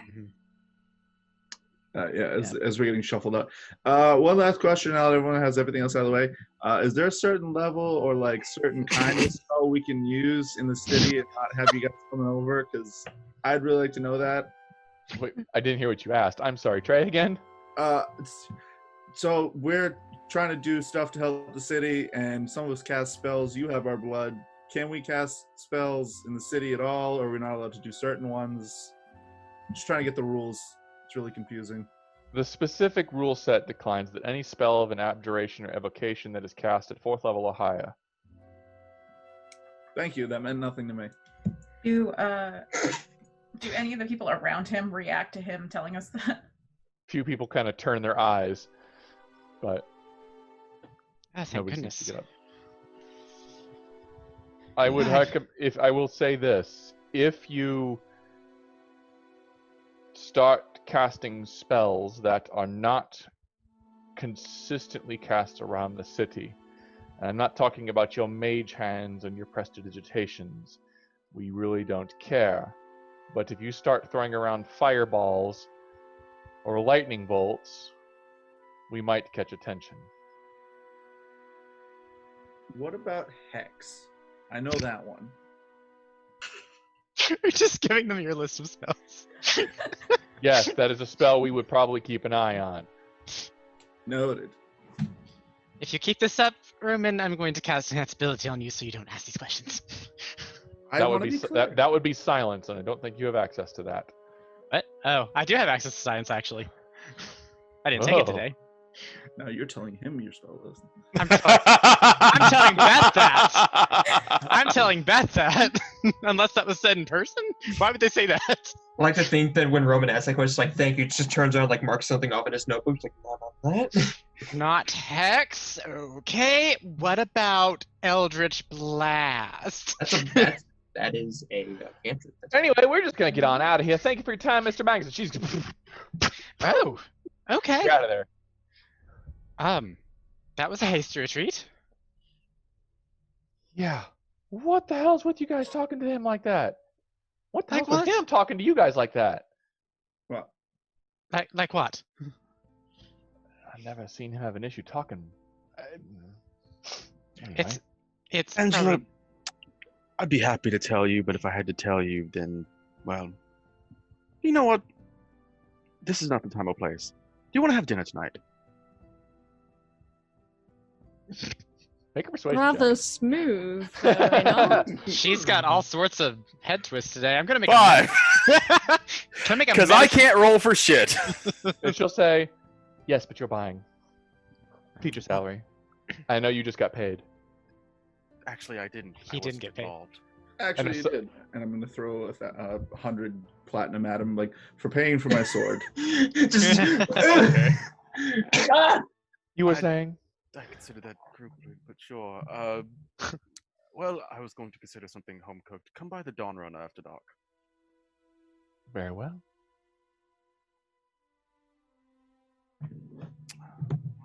Is that it? Are we good? Also, when did we leave Cylin? Because she was holding Yeah, my hand. Scylla was just kind of holding your hand the whole time. She was with you. So she just was treated to all of that in the confusion that she was. Awkward. Poor little 10-year-old. Just, what is even happening? And no one can even blame us for that because Angela had tacit approval, and it's not like the Garian was saying, "What is she doing here?" Why is there a child? This entire conversation was on. It's fine. A future Archmage gave her permission. Are you It talking turns about out she, yourself? yeah, she's just really practicing her invisibility, so we're all being very polite and not noticing her. I'm invisible. All right, so what's next? The store. Drop Scylla and Angela off, yeah. and I guess make our way to the adventure with advantage. So you go Kalis. Okay. Cylind is just going to give Reynard a big old hug again. Actually, as we step off, he says, you're really coming along this, and I know you still have that wand, but I'm gonna have something else for you to hand on. And because apparently I'm making a habit of giving her gifts, there is a wand that I never ever use. I'm gonna give her the Wand of Web. Give her the wand of wonder. Did you just give a 10-year-old a wand of web? Yes, I did. She's just going to take it. Oh. And she flicks it. There is a over the side of the wall, and you can almost hear a Cylind! I'm not cleaning that up. That's for nods. She just hands the wand back to Reynard. Sorry, you know how it is demonstrating for children. They always want it to be done in an immediate manner, and I didn't cast the spell, so I can't do anything about it. So it just hangs there for approximately the next however long she concentrates on it. Okay. And that I guess I don't give it to her. she'll take it. And with that, ladies and gentlemen, we're going to go ahead and take a break. Never give a wand of web to a 10-year-old. We don't ever use it, and we just got paid, so it's not like we need to sell stuff. I want her to have the Wand of Wonder. Core thinks it's a great idea. Wand of Web is a fantastic spell for, ensuring a child is safe. But you can't harm anybody with a web.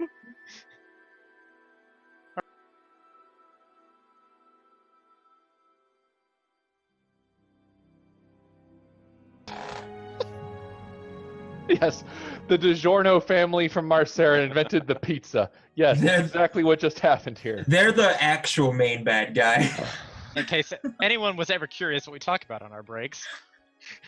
Fantasy pizza and fantasy delivery. Fantasy DoorDash. All right, so we're all back.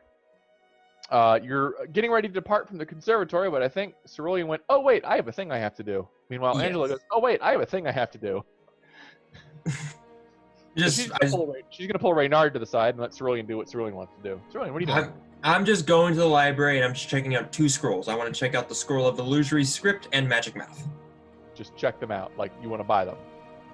Oh, no, I just want to borrow them so I can scribe them. Am I allowed to? No, I gotta buy them. How much are they? From the conservatory direct? Yeah. They don't sell those. They don't sell those. Oh, I've got to sit down at the conservatory and scribe them, don't I? Shit. 200 platinum. They were for sale. Yeah, really. I just donated. How much money to your charity ball fund? You can hand them over. But so how long do I know the conservatory library stays open for? Is it 24 hours? 24 hours, yeah. Okay, I'll just come back to do it then. It's not a big deal. If I'd have known that, that's fine. But yeah, I will make sure to make a mental note to come back at some point and scrap those in. Do they give you the ink? Do you have to pay for it, or do you have to bring your own? Bring your own. Gotcha. Good thing we're going to Adventures with Advantage. Maybe they might have some. Okay. Making your way out to the conservatory, except Reynard. Oh, Reynard, I've been working on this one. She's actually going to show you the scroll that I just put in there. Okay. Very curious. May I ask where the inspiration for this came? Well, it turns out there was an old Dawn Spy member who used one that was very similar to it.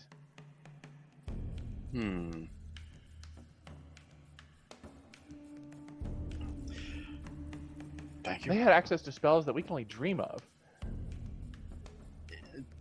So I've heard. Castles fly.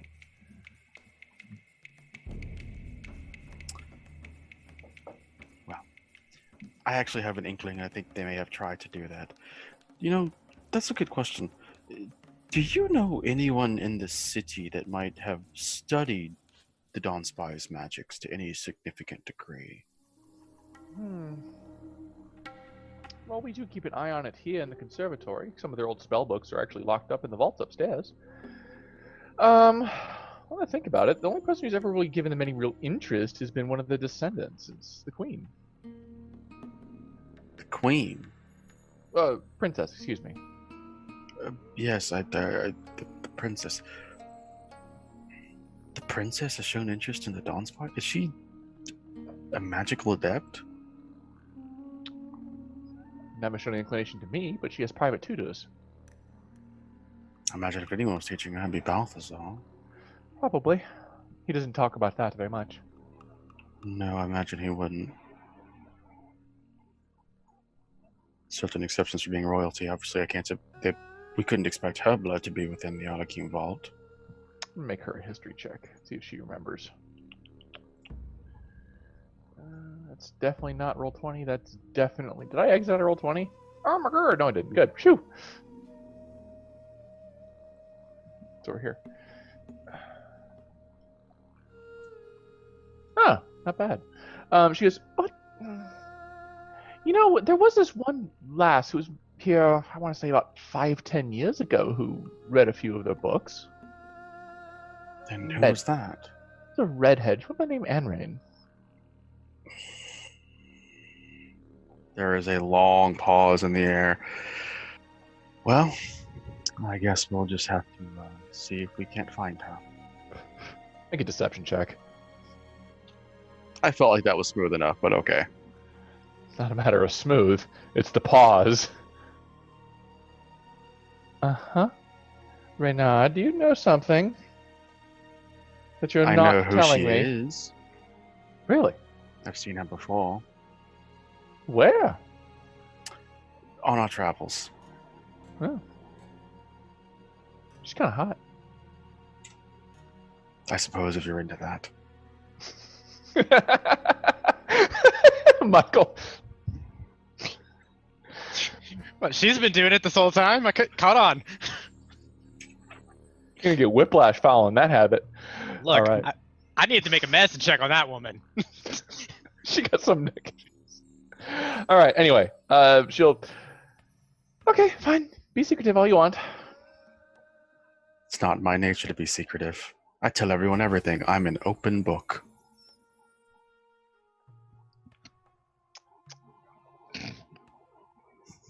I'll see you this evening. I have a nice gown I'm going to purchase. And that's when Reynard has the moment of existential crisis, like, oh shit, she actually expects this to be a thing. And now he has gone to, oh no, he but close with me, whatever. Of course, see you when you arrive at the Dawn Runner. I'll make sure Yep. Bertram doesn't hold you up too much. Sure. Bye. Fuck. He just walks away, he just gives a soft fuck to himself. Well, shit. Or just kind of saunters up along Reynard. I was assuming that conversation happened in front of everyone else. They took us to the side. They Did take it to the side? Yeah. Yeah. Well, Can I- Cor would do this regardless. Just like walks up to Reynard and goes, I could take the ship up while you're on your date. Put a little table on the deck. You see the night sky as you go by. I did not intend for this to be a date. Well, it is now. Yes, it So is now. let's make it now nice. now you see the circumstance with which I find myself in. Yeah, you could have 23 be the waiter and serve you guys some wine and whatever you're making for dinner. I would feel very uncomfortable doing that, considering especially what we've seen of Warforged in the city being used as constructs without free will of themselves. Yes, I do believe 23 would be a little bit offended being It'd the be a little waiter. more. It'd be a little more couth if it was just an unseen servant. At the very least, we could just create that ourselves. Fuck me! I have a date with my old mentor tonight, and I did not intend for this to happen in the slightest. I'm just This is gonna. grooming. I'm just what? How do you think she's It's gonna react grooming. when? How do you think she's gonna find out, or how do you think she's gonna react when she finds out? You know.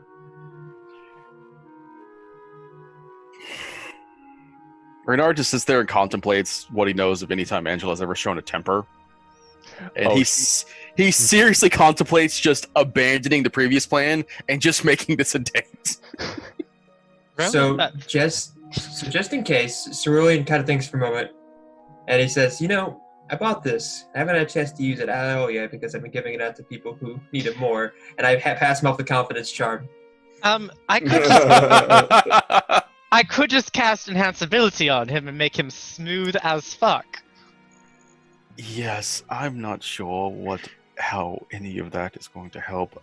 It's not as if I'm incapable of having a pleasant conversation with someone. This is more just a matter of Your invitation to her was a little bit. I was trying to be suave, not in the matter of, actually inviting her on a date. I was trying to be suave in case we are being overheard, which I'll remind you, we're having this conversation in public where people can overhear. We're talking about your date. People talk about this shit all the time. Mhm. Yeah. You still want the confidence charm for tonight? I might actually need it. It's Pass. a I pass terrifying it. concept. I pass it off to him. And I pass it off to him, and I pat his shoulder, and I'll say, "You'll do just fine. I have faith in you. Remember what we talked about. We talk about. Oh, Remember, I got you to be a bit more persuasive. Oh, yes, right. Sorry, that feels like a lifetime ago already. It really does, but you're confident enough. Yeah, you got this." It's like the confidence charm inside is like interior coat pocket. All right, no, we should really decay this and see what we can do there. Obviously, I have a lot of stuff to prepare for tonight. Roman What is fidgeting really hard because he realizes he could technically hex Renard for like the whole night, and you'd have disadvantage. Any check. I'd like to imagine you just sitting down, and some of the shadows are just like warbling up. Just like, whoa. Reynard, we found the reason for the hex dinner party. So Yes, we, and the best part about that is when the Alakam just shows up because you're casting Hex. You'll side with me on that one. this is. And then for some reason, there's ball bearings all over the ship deck. I don't know how the fuck they got there. And 23 later, because at this point, why not? Beth, you're muted. I'm not sure if Misfortune is the best wingman or the worst wingman.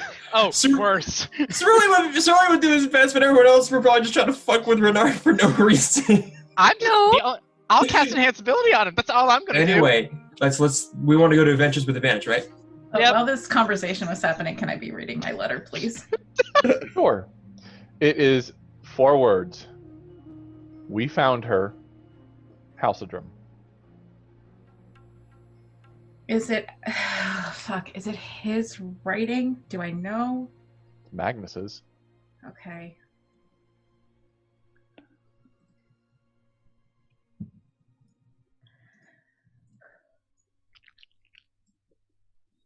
All right. So some color probably drains from Keitha's face, and she seems a little more irritable than usual. But other than that,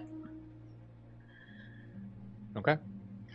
Returning to Adventure with Advantage, the door will ting open, and you hear the of the imp just fluttering above. She seems to be at the front desk this time, writing into a ledger before she looks up. Well, howdy, Bex. How you doing? Hey, Kalis. Hey. What's on the menu today? Hope we can ask you that. Oh, you're looking for the special? Yes. Anything special?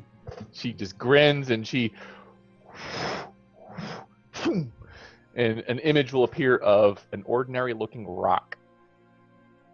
I was hoping... That's a little bit... Oh. Special rock. This rock brings you good luck. If you draw eyes on it, it can be a friend as well.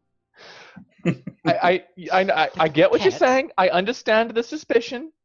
Have I ever steered you wrong yet?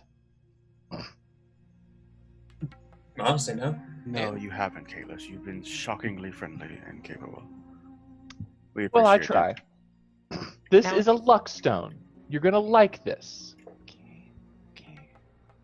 Right. So I happen to be very unlucky. Would this counteract that? Not entirely, but it might help reverse your fortunes. So you're not quite so missed fortune. Ah, I see what you did there. Now, I already have a lot of magical things. Is this something that I would need to give up another magical thing for?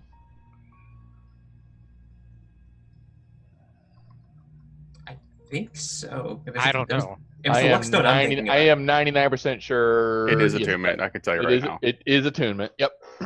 It's good though. I Or really actually like that seems item. very interested given this explanation of it, because she does worship Ewelia, the Fate Changer. So yeah, it's fun. Well, this luck stone is on sale for 4,200 gold. On sale, lovely. Is it half off? 25% off? No, that is the sale. Oh. Buying this thing back home, 10,000 easy. Sale. I know a guy who knows a guy. I got my hands on one. Do you know a guy? He's got 5 arms, if you believe that. Walks around on 2 skinny little legs. Interesting. I should show you the home sometime, if you get the chance. How do you feel? How do you all feel about donuts? Are they? Donuts are fun. Well, Come back to me in a couple of days. I might have something for you. Sure. Involving donuts. Well, we can discuss the Stone of Good Luck here in a moment. What about the project we were talking about? Yes. I'm sorry. Well, I can adjust it as necessary for quite a few different degrees of power, if you were so inclined. And she will pull out the blueprints, and it looks like it has the cane is attached to it with a little blade that extends inside the sheath. The basic modification for this enchantment will run you 1,225 gold. Mhm. The more powerful version of it, well, we've got one that can be. As I review my notes again, why is it so slow? The more powerful version of it run at 4,825, and the most powerful version of it run at 19,225. Well, I don't see the need to invest so severely into it. How long would it take you to finish the second version? Oh, 2 days. Pick it up in 2 days? That sounds excellent. Would you like anything specially styled into the hilt? Maybe perhaps a dragon or a lion for your family crest. Which is it again? And Reynard actually tenses up severely at that because he's like, okay, I'm torn between doing this for the family or doing this for personal interest. Fuck. And in a surprisingly, he'll say, it's a lion. A lion. Very well. I will engrave the pommel with a lion on it. Sure. And he'll begin producing an obscene number of platinum. 4,825 platinum, 4,825 gold later. 400 platinum. Yeah, 480 platinum. Okay. And you now have purchased the short sword of the War Mage +2. Very nice. Dang. And for clarification, that is both a +2 short sword and a +2 one to the War Mage, right? Yes. Okay. What else do you have, if you don't mind my asking? The same inventory as normal. Today's special is the Luckstone. This is a special crafting item he's asked for. Oh, I just meant in general. Oh, well, I do have my shopping list, and hopefully you guys still have it, because it's probably hidden somewhere way the hell up there. I don't know if we do. Check. This is maybe I wish it. we pinned it. I think we did. I think we did actually. Yeah, I think it is. This one from 205. Is it, or no, it's from 3. No. 319? Yes.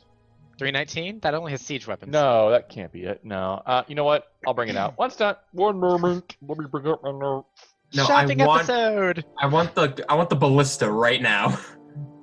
I was like, there's no way she's selling a freaking siege ram in this shop. I would be Yeah, that surprised. was the modifications to the Dawn Runner from Crimson Witch. That's Yep. good. That's good to bring up, though. Because we have not done any of that. She has Dust of Disappearance, a Bead of Force. That's not it. She can change the appearance of certain items. She can infuse elemental damage into certain items. She can translate services from any language into Infernal or Abyssal, or if you have anything in Infernal or Abyssal, she can translate it for you. She can locate powerful items if you so desire them. She does charge for that service, and there is a time limit for certain of them. Confidence Charm, Sailor's Luck, Glow Sticks, Sleeping Aid, Clockwork Toys, Firecrackers, Yeah, Ammunition. I got the firecracker arrows from her, didn't I? You did.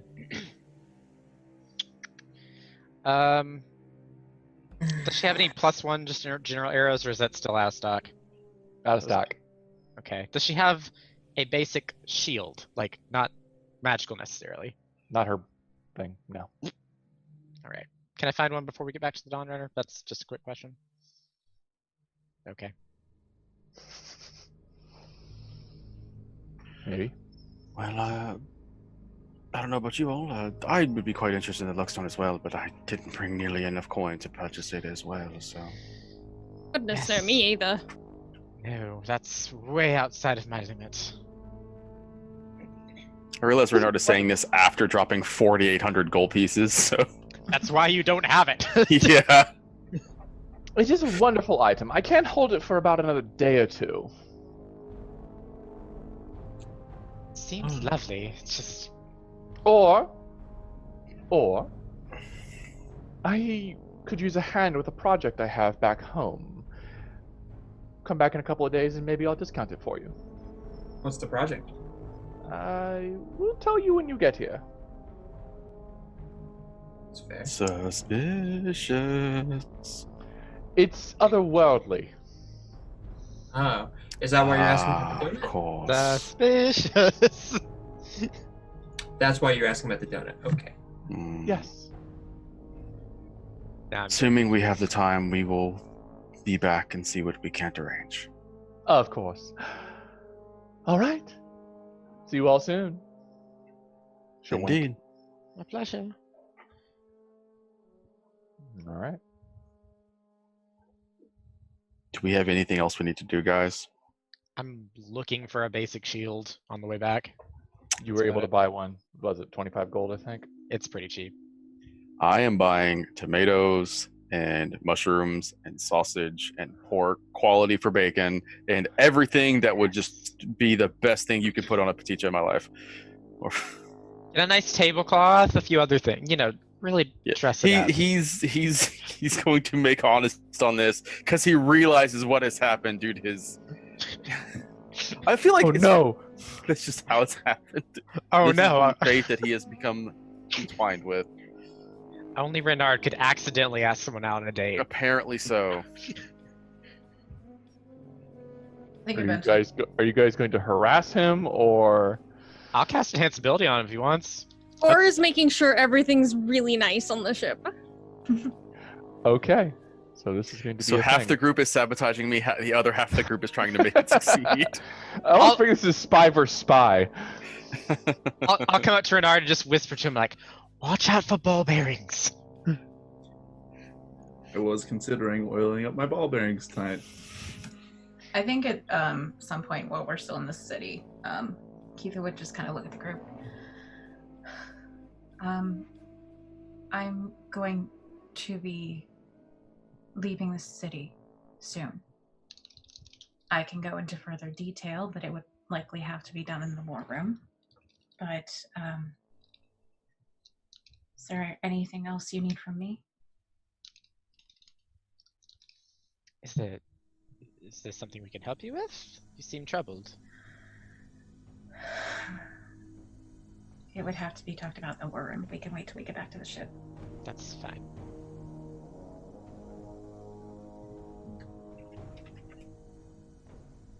Okay.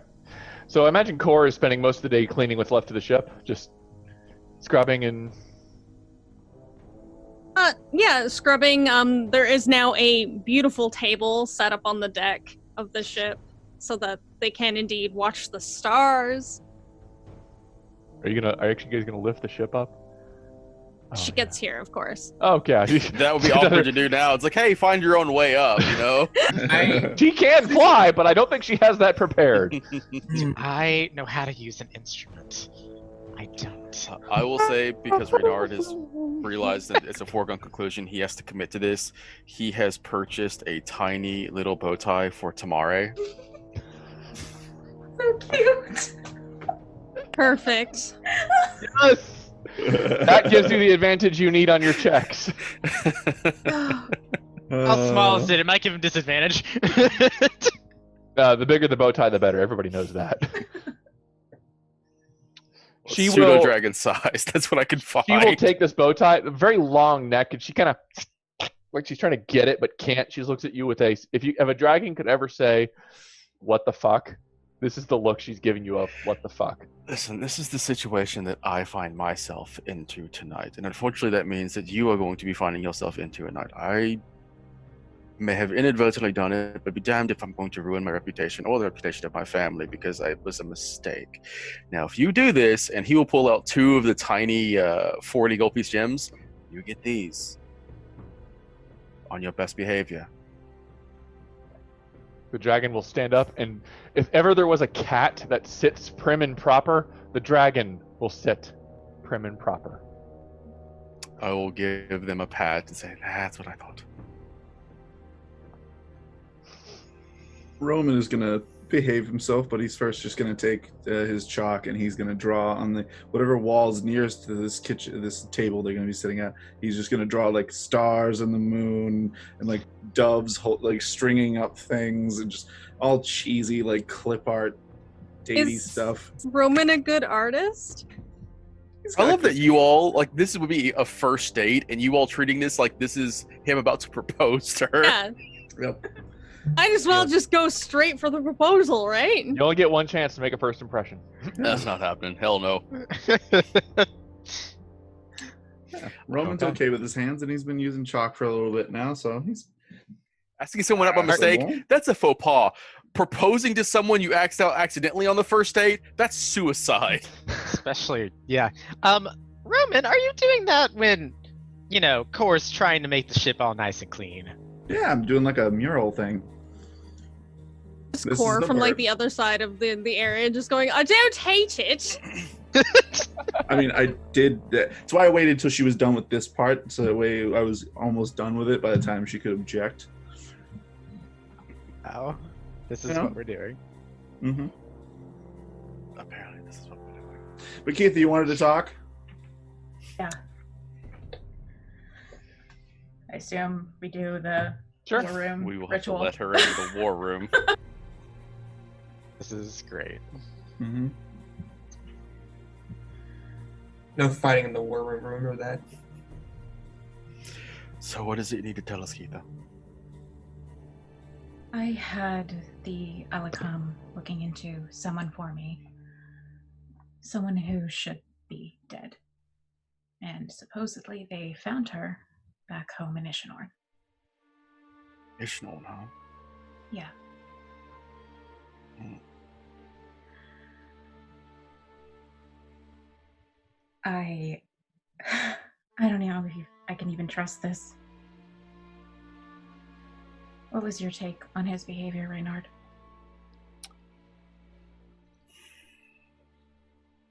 He was completely manned from who we saw last night.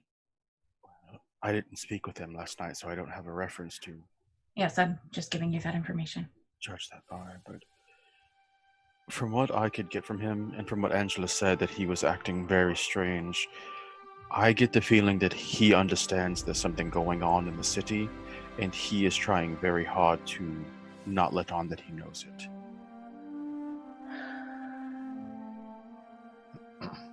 As far as I can tell, with the Silent Dark replacing people, they usually do a pretty good job. And if he was a replacement, seems a bit strange. I don't believe he's a replacement. I believe there may be replacements around him, or that he understands the Silent Dark is making a point of scrutinizing lots of people. The theory that I had, I don't know if it makes sense or not, but maybe the replacement is who we saw last night, and they have the real one there under duress. I don't know if it makes sense or not, but That would be strange, considering it was the one that was there last night that invited you to have the private conversation Yeah. this morning. Why do that if it's just going to let us have information? I don't know. It was night and day. Like he was confident last night and in control of himself in a way last night that just seemed like a completely different person. And honestly, there were less people around last night. He could have clued us into things, maybe. Maybe something happened last night after we left. Maybe. Maybe he was less comfortable with the people who were around him today. I know you're going to have a wonderful dinner with her tonight, but Angela hustled us out of there very quickly, Renard. She probably saw that the entire room was like you could drop a pin in it and it would like reverberate around everything. Like That's not untrue. I think that maybe the people around him might be infiltrated because he definitely seemed nervous, and they did yeah. look at him weird when he was trying to talk. I mean, granted, he was talking very odd, but maybe they were looking weird because they knew he was trying to pass off some sort of information. They were definitely clued in to him speaking with us, yes. Very much so. That's why I was trying to invite him to lunch. At least we can get him over here. Maybe we could talk to him. But Yes. Definitely. I told you that some of the people around the cities did smell like blood, which is kind of the tell that I've been using. There definitely was that smell in the chamber. there was or wasn't? Was. I couldn't tell how many or which ones, but it was there. They're just everywhere. That doesn't make really any sense, though. He was the only person that we were meeting with in that chamber. Weren't there other people There, around? there were other, yeah, there Yeah. was. There were others. Oh, There because were I thought other we were people. meeting with him in his private office. No. No, we were in like the chamber, and there was like other people there. Mm-hmm. Hmm. The room had the general smell from what Morgan was sensing. If we can get, if Angela is willing to help us with this, then we might be able to learn a little bit more. I mean, granted, she doesn't really talk to them that much, but she's in the conservatory. She hears things. Well, I think maybe either way, I need to go look into this. I had reason to believe she was alive. Well, not alive. Brought back. Which is why I had them look into it. But Would you be leaving now? soon. I think I'm going to head back to the hall, and I am going to very intensely look into the people I have in my group and try to get a list of names of people you guys can trust if you run into these stillborn dead again. I don't want to leave you without anyone in the Ghost Layers you can trust. I can be back before I leave and give that information to you. And then if you find anything else out from Angela, you can tell me then. Would you like me to accompany you? I don't know if it would maybe seem suspicious, but I appreciate that. It's up to you. If you rather go on your own, I feel like if you're worried about going there on your own, just with everything going on, I don't mind being there to at least back you up. I'm not necessarily worried they're going to attack me. I'm more worried that there may be people in there that if you speak with them, they might be playing within the Solid Darks game. So I'm just trying to figure out which ones that maybe you can trust. That's fair. I kind of think if you infiltrate an organization and then kill its leader, that's kind of telling. So.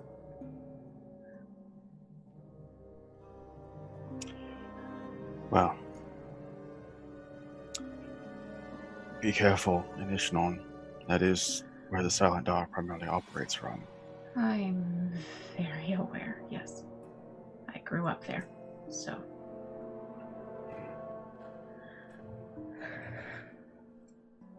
I am mildly concerned that this is just an attempt to get me out of the city.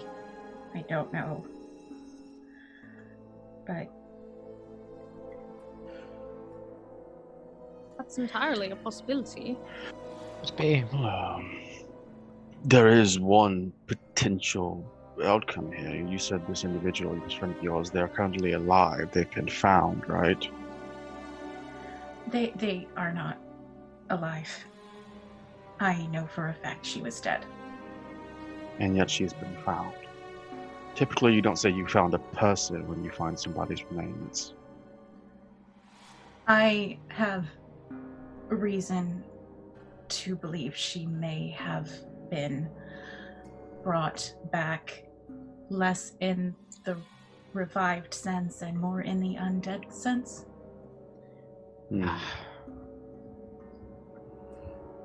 Would hemomancy work past undeath?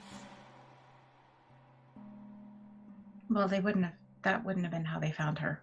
She Ah, wasn't from the Empire. I see. I was We under were- the impression that they used a phylactery or some sort of tracing in that manner, but Honestly, that she was not a magic practitioner, so at least not when I knew her. Interesting. I wonder how they were able to locate her then. I don't know. I just know they did, supposedly. They seem to have a knack on finding exactly what they want to.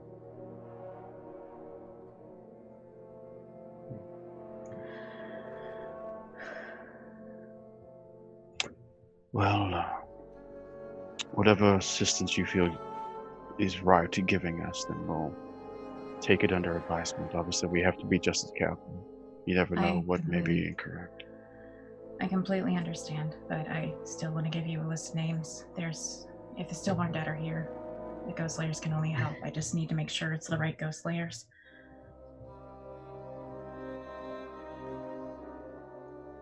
All right. I'll be back at some point, but for now I need to go back to the hall. Just make sure to keep yourself safe in the meantime. I'll try. Yeah. I'll head out. Well, And so they gotta Keitha- let me out, but Yep. Misty, But- why? But Keitha will depart from the Dawn Runner. Yeah, the fact that we made the war room basically is as efficient as the brig in just how we set this up. Yeah, the war room is more secure than a jail cell. I do have a question. Are the hunters that Keitha is, are they a new thing? Like, is Core familiar with them?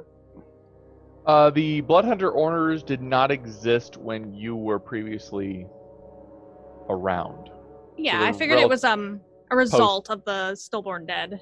Yeah, post-calamity stuff. Yeah. All right. Anything else we're doing for this evening until Angela arrives? I am not going to partake in the proposal-esque date night that everyone's planning for.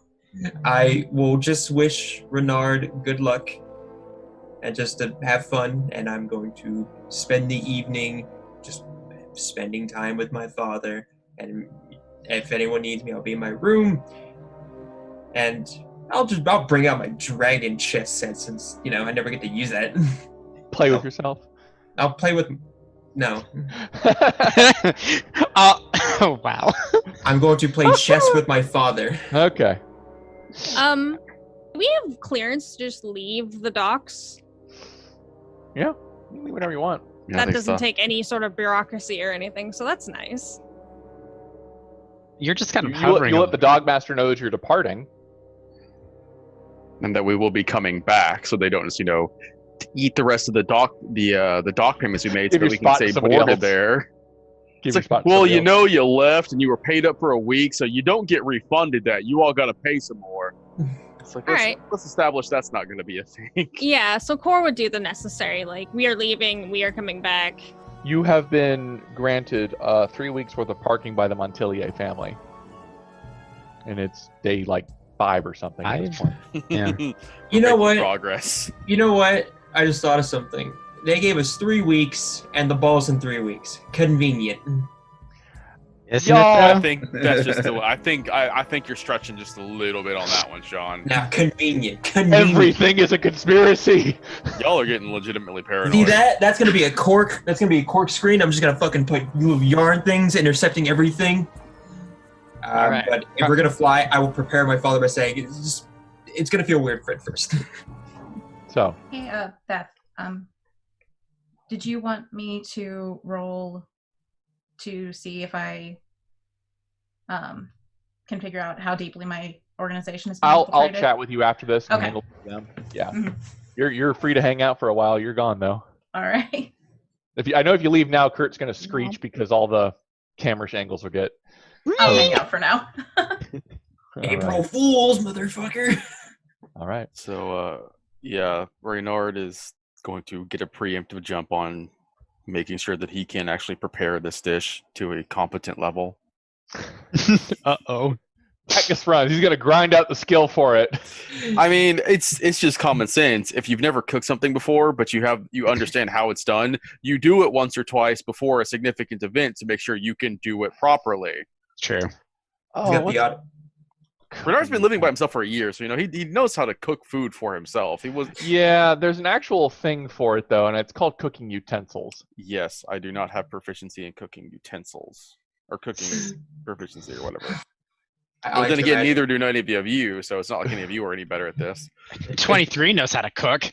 I like to imagine Renard's just listening to like an audiobook by Gordon Ramsay, and it's like, what the fuck are you doing? Risotto's ruined! Listen, No. if anybody could remember what a chef has told him and put it into practice, it's Reynard. Sure. That's why I'm going to let you roll a d20 and use your intelligence modifier. Okay. Oh boy.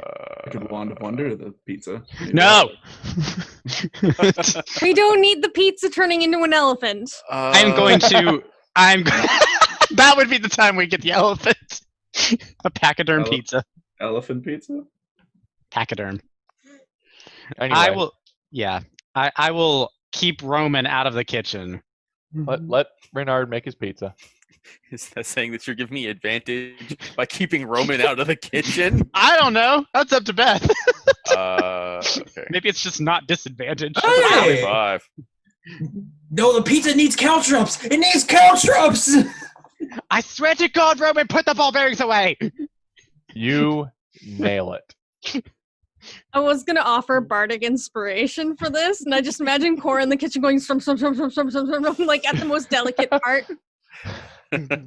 I was going I if Core had cooked this, I would have pictured a scene right out of the Monster Hunter Calicos. I understand that reference. I don't know who else does. I do. I love it. That's All right. very cool. The pizza is made. What are you going to use for drinking? Do we take out wine? Shit! Somebody go get wine! I mean, I made a point of picking up supplies Yeah. in town. I hadn't actually A considered couple what it glasses of was. wine. Sure. Reynard is trying very hard to ensure that this maintains a level of this is a very nice first date. He is not trying to come on super strong. In fact, he's trying to come off as not as strong as possible, just like this could be as casual or not as it possibly could be. This is a very awkward situation for him. Quick, someone Cora's hire George gonna throw Michael. that for such a loop. Bernard's trying to do that. The rest of us are trying to make this as Exactly. bougie and expensive as Dude. possible. Dude, you invited her to your airship. Roman does have some whiskey if it is required. Why does that not surprise me? As the seventh bell will come along. I'm gonna mute myself so I don't make any more dumb song jokes. I cast enhance ability before she gets there, if he lets me. Sure. Okay. Charisma. Angela will approach in a white evening summer gown with a small backup purse and a spellbook at her side, because wizard, just in case. High heels and a little bit of a flowered crown over the top. Her hair is neatly braided into a single long braid that goes down almost to her mid-back, which she will look up at the brow, and who is she seeing? Well, she probably sees Bertram because he's the one who watches the playing. Oh, there's other people there too, but yes. Bertram will then walk down. As I understand it, ma'am, we have a special guest this evening, and he will extend an arm out for her. And Angela will kind of look at him and goes, "You look a lot like your brother." I take offense to that. I think I'm better looking. She laughs. Wow. I'm the much better brother. And he will walk her up the plank. He says, knowing full well, he has a shiner right now He does. from the woman. Because you're good looking doesn't mean you make bad decisions. Yeah, exactly. I don't know. Renard is dressed up a little bit. He has replaced his pretty rundown coat. He's not wearing a coat at all. He's wearing actual dress pants, formal shoes. He's still wearing the button-up shirt and vest combo, but it is something that would be typically seen at a more noble affair. It's got floral designs on it. The color is not ostentatious, but enough to stand out just slightly. Clearly, he has been to 1,000 of these things in his entire life, and he is dressed for the occasion. Not overdressed, not underdressed. She will eye you up and down, look at everybody else, and put a hand on her hip. Well, it's a nice ship you got here. You should see it when it flies. I think I'd like that. Sure, somebody's got a plan for it at some point tonight. Oh, do you have help? I assume you have help. I didn't have a choice in the matter. Something tells me they wouldn't let you have one either. That blue one seems especially ostentatious. How is it always me? I think it's because you're blue. You stand out in the crowd. I guess It's hard to be on the down low when you're blue. Yep. that's true. Me and I the really rainbow, me and my rainbow hair blend right on in. Good point. Rainbow hair, it stands out, but blue skin. Okay, so. Dinner tonight is, it's actually Sorry, I'm actually drawing a blank. Pizza is a pasta dish, right? No, it's not a pasta dish. It's a... No. Pizza's pizza. I don't know what you'd call it. It's a type of cuisine, though. I'm not sure. Maybe it doesn't matter. It's something I picked up in my travels. Should be fine. Some wine. And I imagine at this point, Tamari is... Because I haven't actually given Tamari anything to do, is probably just sitting on a railing, staring off into the air with a little bow tie, and the entire purpose of which is just to look like somebody else put in just a little bit of effort. Just completely rigid, waiting for whatever she has to do. She will actually extend a hand out to him and... My cat looks over. Of course she does. And Tamari will stand up at full attention and kind of... little puff of smoke. She grins. You know, Reynard, it says that people who get the attention of pseudo-dragons are marked for destiny. You're not the first person to tell me that. And considering that I woke up to find this nesting in my backpack when we were sitting in... I'm drawing a blank on the name of the Dwarven Citadel it was. Was it Hammerfist Hold? Hammerfist Hold. I was thinking Krakamar, but no, that's definitely not it. Hammerfist Hold. And they've just been around ever since. All the way in Edanian Vale. Wow. During the middle of the Red Hand invasion, believe it or not. I heard you've had some mileage under your belt since you left. It is a long and complicated and probably quite interesting story, though I don't know if I could do it justice. Oh, I'd like to hear it. How about over dinner? Sure. Presuming nobody else interrupts, they will have a nice dinner. By the way, I imagine at some point when they start eating dinner, Cor is going to lift the ship up into the air. Mm-hmm. And Reynard is going to spend not an exhausting amount of time during the dinner, but he is going to talk about what he knows best, and that is he's going to try and make a good explanation of how the graviturgy magic that the engines are made of actually works. Because I imagine she would be extremely interested in that. She is also a wizard. If there's anybody you're going to nerd with, it would be another wizard. Okay. As dinner draws to a close, she's had a glass of wine. Tamare is preening himself on your shoulder, relaxing. What would you like to do? As the time ticks by, I'll just say, well, I appreciate you coming out and enjoying a dinner with me, Angela. So I had more than one motive in doing this. And that is things in the city. How much do you know about what is going on? Well, that went in an entirely different direction than what I thought it was. But usually when a man says I have another motive... Anyway. I don't think I'm entirely ignorant. I have seen a few things. People obviously, acting oddly. Such as Garion. Ah, yes. Well, you've obviously been informed that the Silent Dock is in the city. I've mentioned this before. Mm-hmm. And I told you to keep an eye on Sillin because I had speculations that one of them is maintaining Yes. threatening presence to her because obviously I care about her a great deal. You will notice the tiefling is gone. She is. Yeah, she vanished 3 days ago. Any insight onto why? No.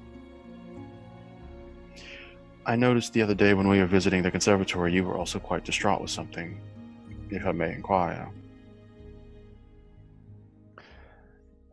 Somebody tried to break into the vault below, The vault. where we keep the blood vials. Is there any clues onto who? No. But they did not go through the normal doors. This was a back entrance, I suppose, somewhere. They tried to teleport in. Yes. They used the teleportation circle. I've heard there's one in there somewhere. I don't know where. To my knowledge, it's somewhere in the basement. Probably. The basement's massive. False walls are everywhere.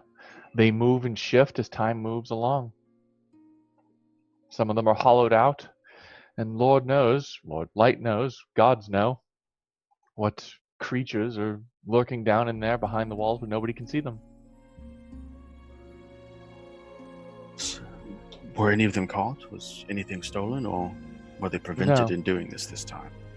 Much like your ship, it is warded. I would imagine so. I do apologize. I did run detect magic on my way up here. Sure. Well, I see you'll notice if you look over towards the engines, they don't actually radiate any magic. It's like looking at static. Apparently, graviturgy has that effect. I believe it's referred to as dunamancy. Old Dawnspire magic, I guess. They used it to make the castle fly back in the day. Part of the reason I invited you. I wanted you to see for yourself. Come a long way, Reynard. Yeah. Someday you may be as good as I am.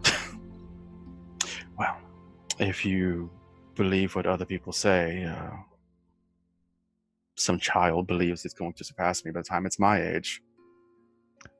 Cylin, yes. Precocious little thing. I've never seen a child suck in knowledge as she does. I think her life has prepared her to, well, be uniquely suited to it. Reynard, she's already passed the basic classes. She's moving into the second circle next year. And as an elf, her maturity level notwithstanding, it is shockingly gifted. Prodigy. My concern for that only being maturity is something that is desperately needed when you're going to learn magic like this. She's easily excitable when around you. She loves you. Can't imagine why. You do one nice thing and they never forget it. Well, if I heard her story, you saved her from a dragon. That's not necessarily a nice thing. That's a you saved my life kind of thing. I don't remember her being threatened by the dragon, but she was definitely in the proximity of a dragon. Well, the way I heard it, her and most of her friends and family were slaughtered by the black dragon. Most of her entire clan. That was Duskbringer. So don't sell yourself too short, Reynard. You've done a lot of good work. I have killed more dragons in the past 3 years than I thought I would ever do in my entire life. Are you proud of that? Not particularly. I always knew you had a fancy for them. At one point, I thought it was something to be proud of. Defeating a dragon is no small task, regardless of how aged it is, but there was one of them, Giriax, actually the brother of Duskbringer. It had bonded with a member of the Red Hand. I can't remember the goblin's name, but they were bonded together. Could you imagine a friendship like that, to be raised together your entire life knowing that everything you're going to do, you're going to accomplish as a pair? And then to end something like that is when we infiltrated the mountain that the Red Hen was situated in. There was a drawing there. I have to assume that the goblin drew it when it was a young child, or something to that effect, but just kind of put into perspective that even the bad guys have their life story. They all do. Every Silent Dark member started off from humble origins. Every Dawnspire member started from humble origins. Basilia was born and raised in Marcera. Everyone's life is a story. Speaking of stories, can I get a tour of this ship? Of course, some rooms are technically off limits to us. My own handiwork. Everyone deserves their own privacy. Sure. But I'd be happy to show you around. And Renard will proceed to give her a tour of pretty much everything. Actually, I think if this was going to come up, Renard would have asked the group specifically if they were okay with him showing her the wellspring, but he would not have made that decision himself. He would have put that to a group vote. Or is super protective of it, so No. Okay. Yeah, he'll show her everything but the wellspring room. That's fair. Yeah. Did you realize something? Okay, no, never mind. I would have closed the door if Angela saw. You're playing chess in the room alone, I assume. Right, but I'm making sure the door's closed. She does not need to. She does not need to see him. He'll just show her that hall, as in these are the private quarters. Obviously, we can't go into any of these, as most of them are private. He'll show her his room, but not in any uncouth degrees. Like, this is mine.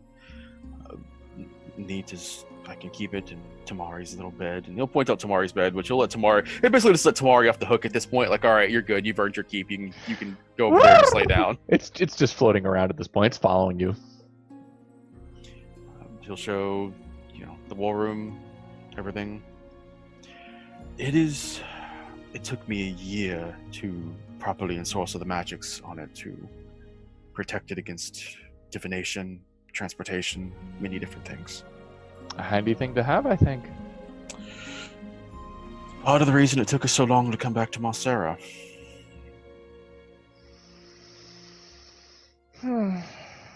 Yes, I suppose the Alakam would be spying on you intently, knowing if whatever powers this ship is here, they would definitely want to keep their eyes on it. Fortunately, that's not something, at least to my knowledge, that they can do. Not without getting on the ship itself and laying their own two eyes on it. Which, yes, thankfully, we have Bertram and several guards to stop things like that. This is technically our own property, so they don't have any rights here. They don't. That does not mean they're not going to try at some point. You can notice the city's in a little bit of a pained state right now. Not as much as it was before. I heard you caught the killer. Well, I wish caught was a better way to say it. We killed him. Truthfully, I'm not sure if we really killed him or if the magic he was practicing killed him. What do you mean?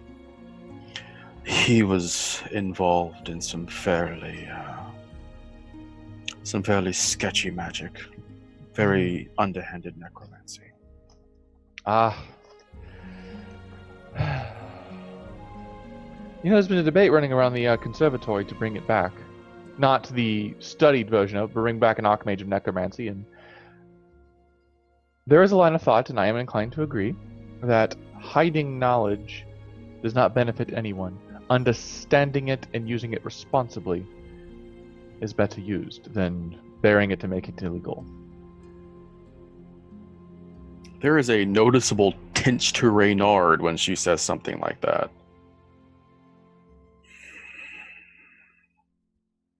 There is a reason that necromancy is not allowed to be practiced. If you bring back the concept of knowledge of a thing, it only helps bolster the spread of that knowledge.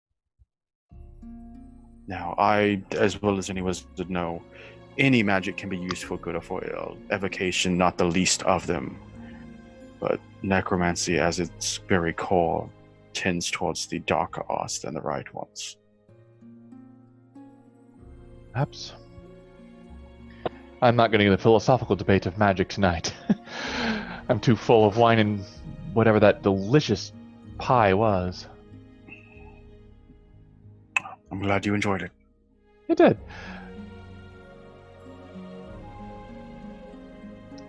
Well, I think this evening has gone off fairly well, if I do say so myself. It does. And thank you to the pilot for letting me see the stars. She'll just call out loudly. Of course. And at this point, Cora would, like, we were never really far out, but she'd start bringing them in. Sure. I'm just glad that no one ever started playing A Whole New World. That would have been a little cliche. If only I could have. Unfortunately, I don't want the mouse coming after us. So I mean, you can say it was played. Doesn't mean you actually play the music. If things went bad, I had a really bad pun, but thankfully we don't have to hear it. instead, I do some Baldur's Gate music and don't have to worry about getting sued by Disney. So, because the DCMA strikes are nasty these days. Yes, they are. I'm being repressed. As we're winding up, he will basically just escort her back towards the edge of the ship, give her a friendly hug, and say, I hope you enjoyed yourself this evening. It was something that kind of was a little more spur of the moment than maybe I would have intended, but all's well that ends well. Well, I will admit I had another motive as well. Oh. She just give him a kiss on the cheek. Bye. And she will leave. But she smells like blood. You got kissed by a dead woman. Smear of blood down his face. Oh no!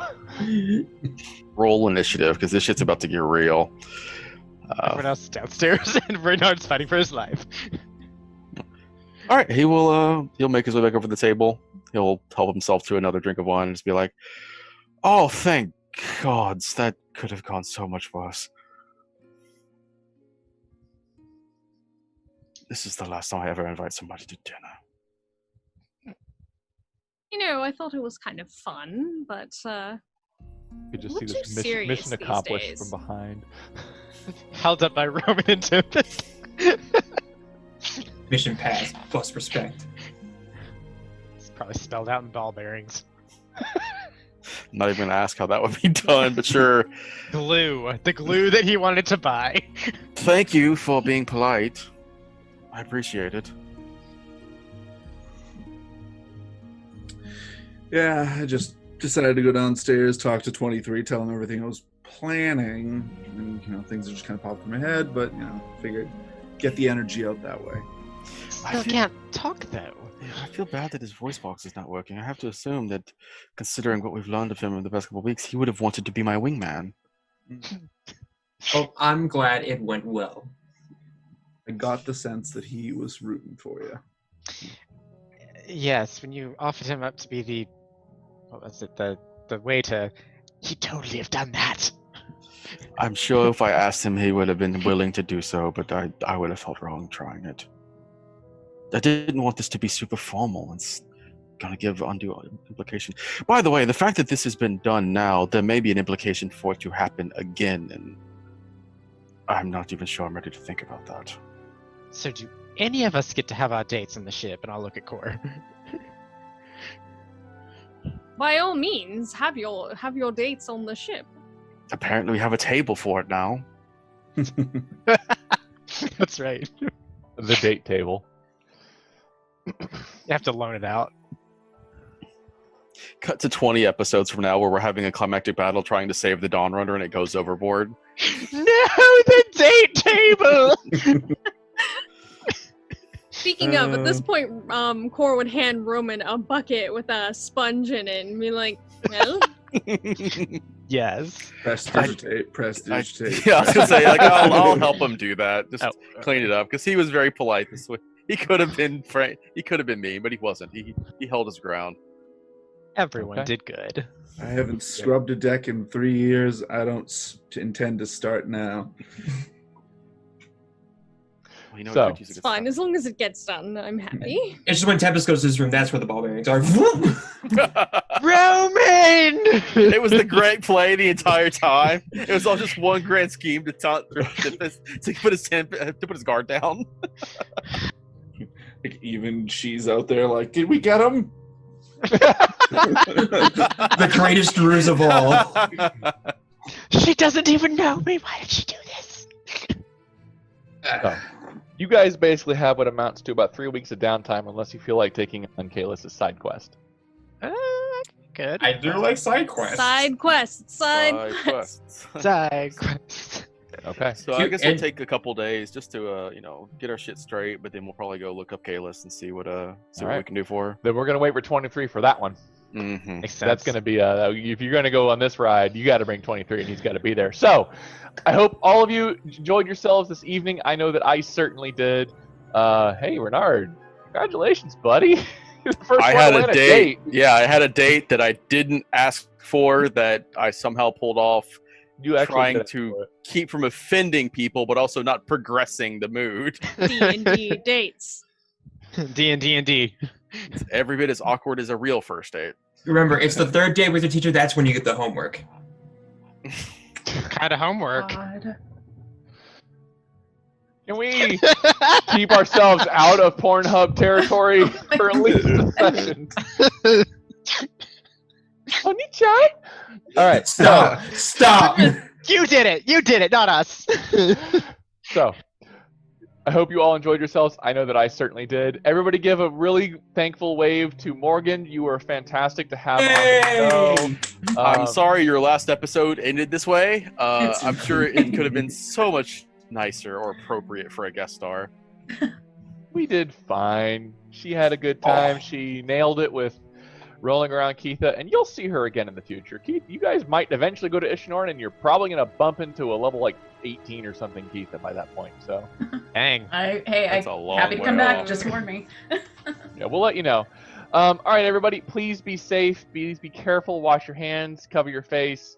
Don't cough. And if you got the sicknesses, take care of your business because apparently COVID's getting worse. Wash your hands. Yes. Speaking Just of, said that. not of COVID, but of leveling, we get a level for having such an amazing date, right? Oddly enough, not for the date, but you do level up to 9. Woo! Yes! Oh, snap. Oh, Fifth level spells. Fifth level spells. even better. 23 comes back and we get to have a great conversation about why Roman can do necromancy now. Oh, no. Oh, I- no. Oh no. I'm not I sure brought what some- he's going to be more upset about, that you're having necromancy or Connor wasn't around for date night. Oh, he's upset. I like to imagine Roman takes like a spirit to the date. It's like, this is my date. And it's like, kill me. Good night, everyone. We'll see you all next week. Goodbye.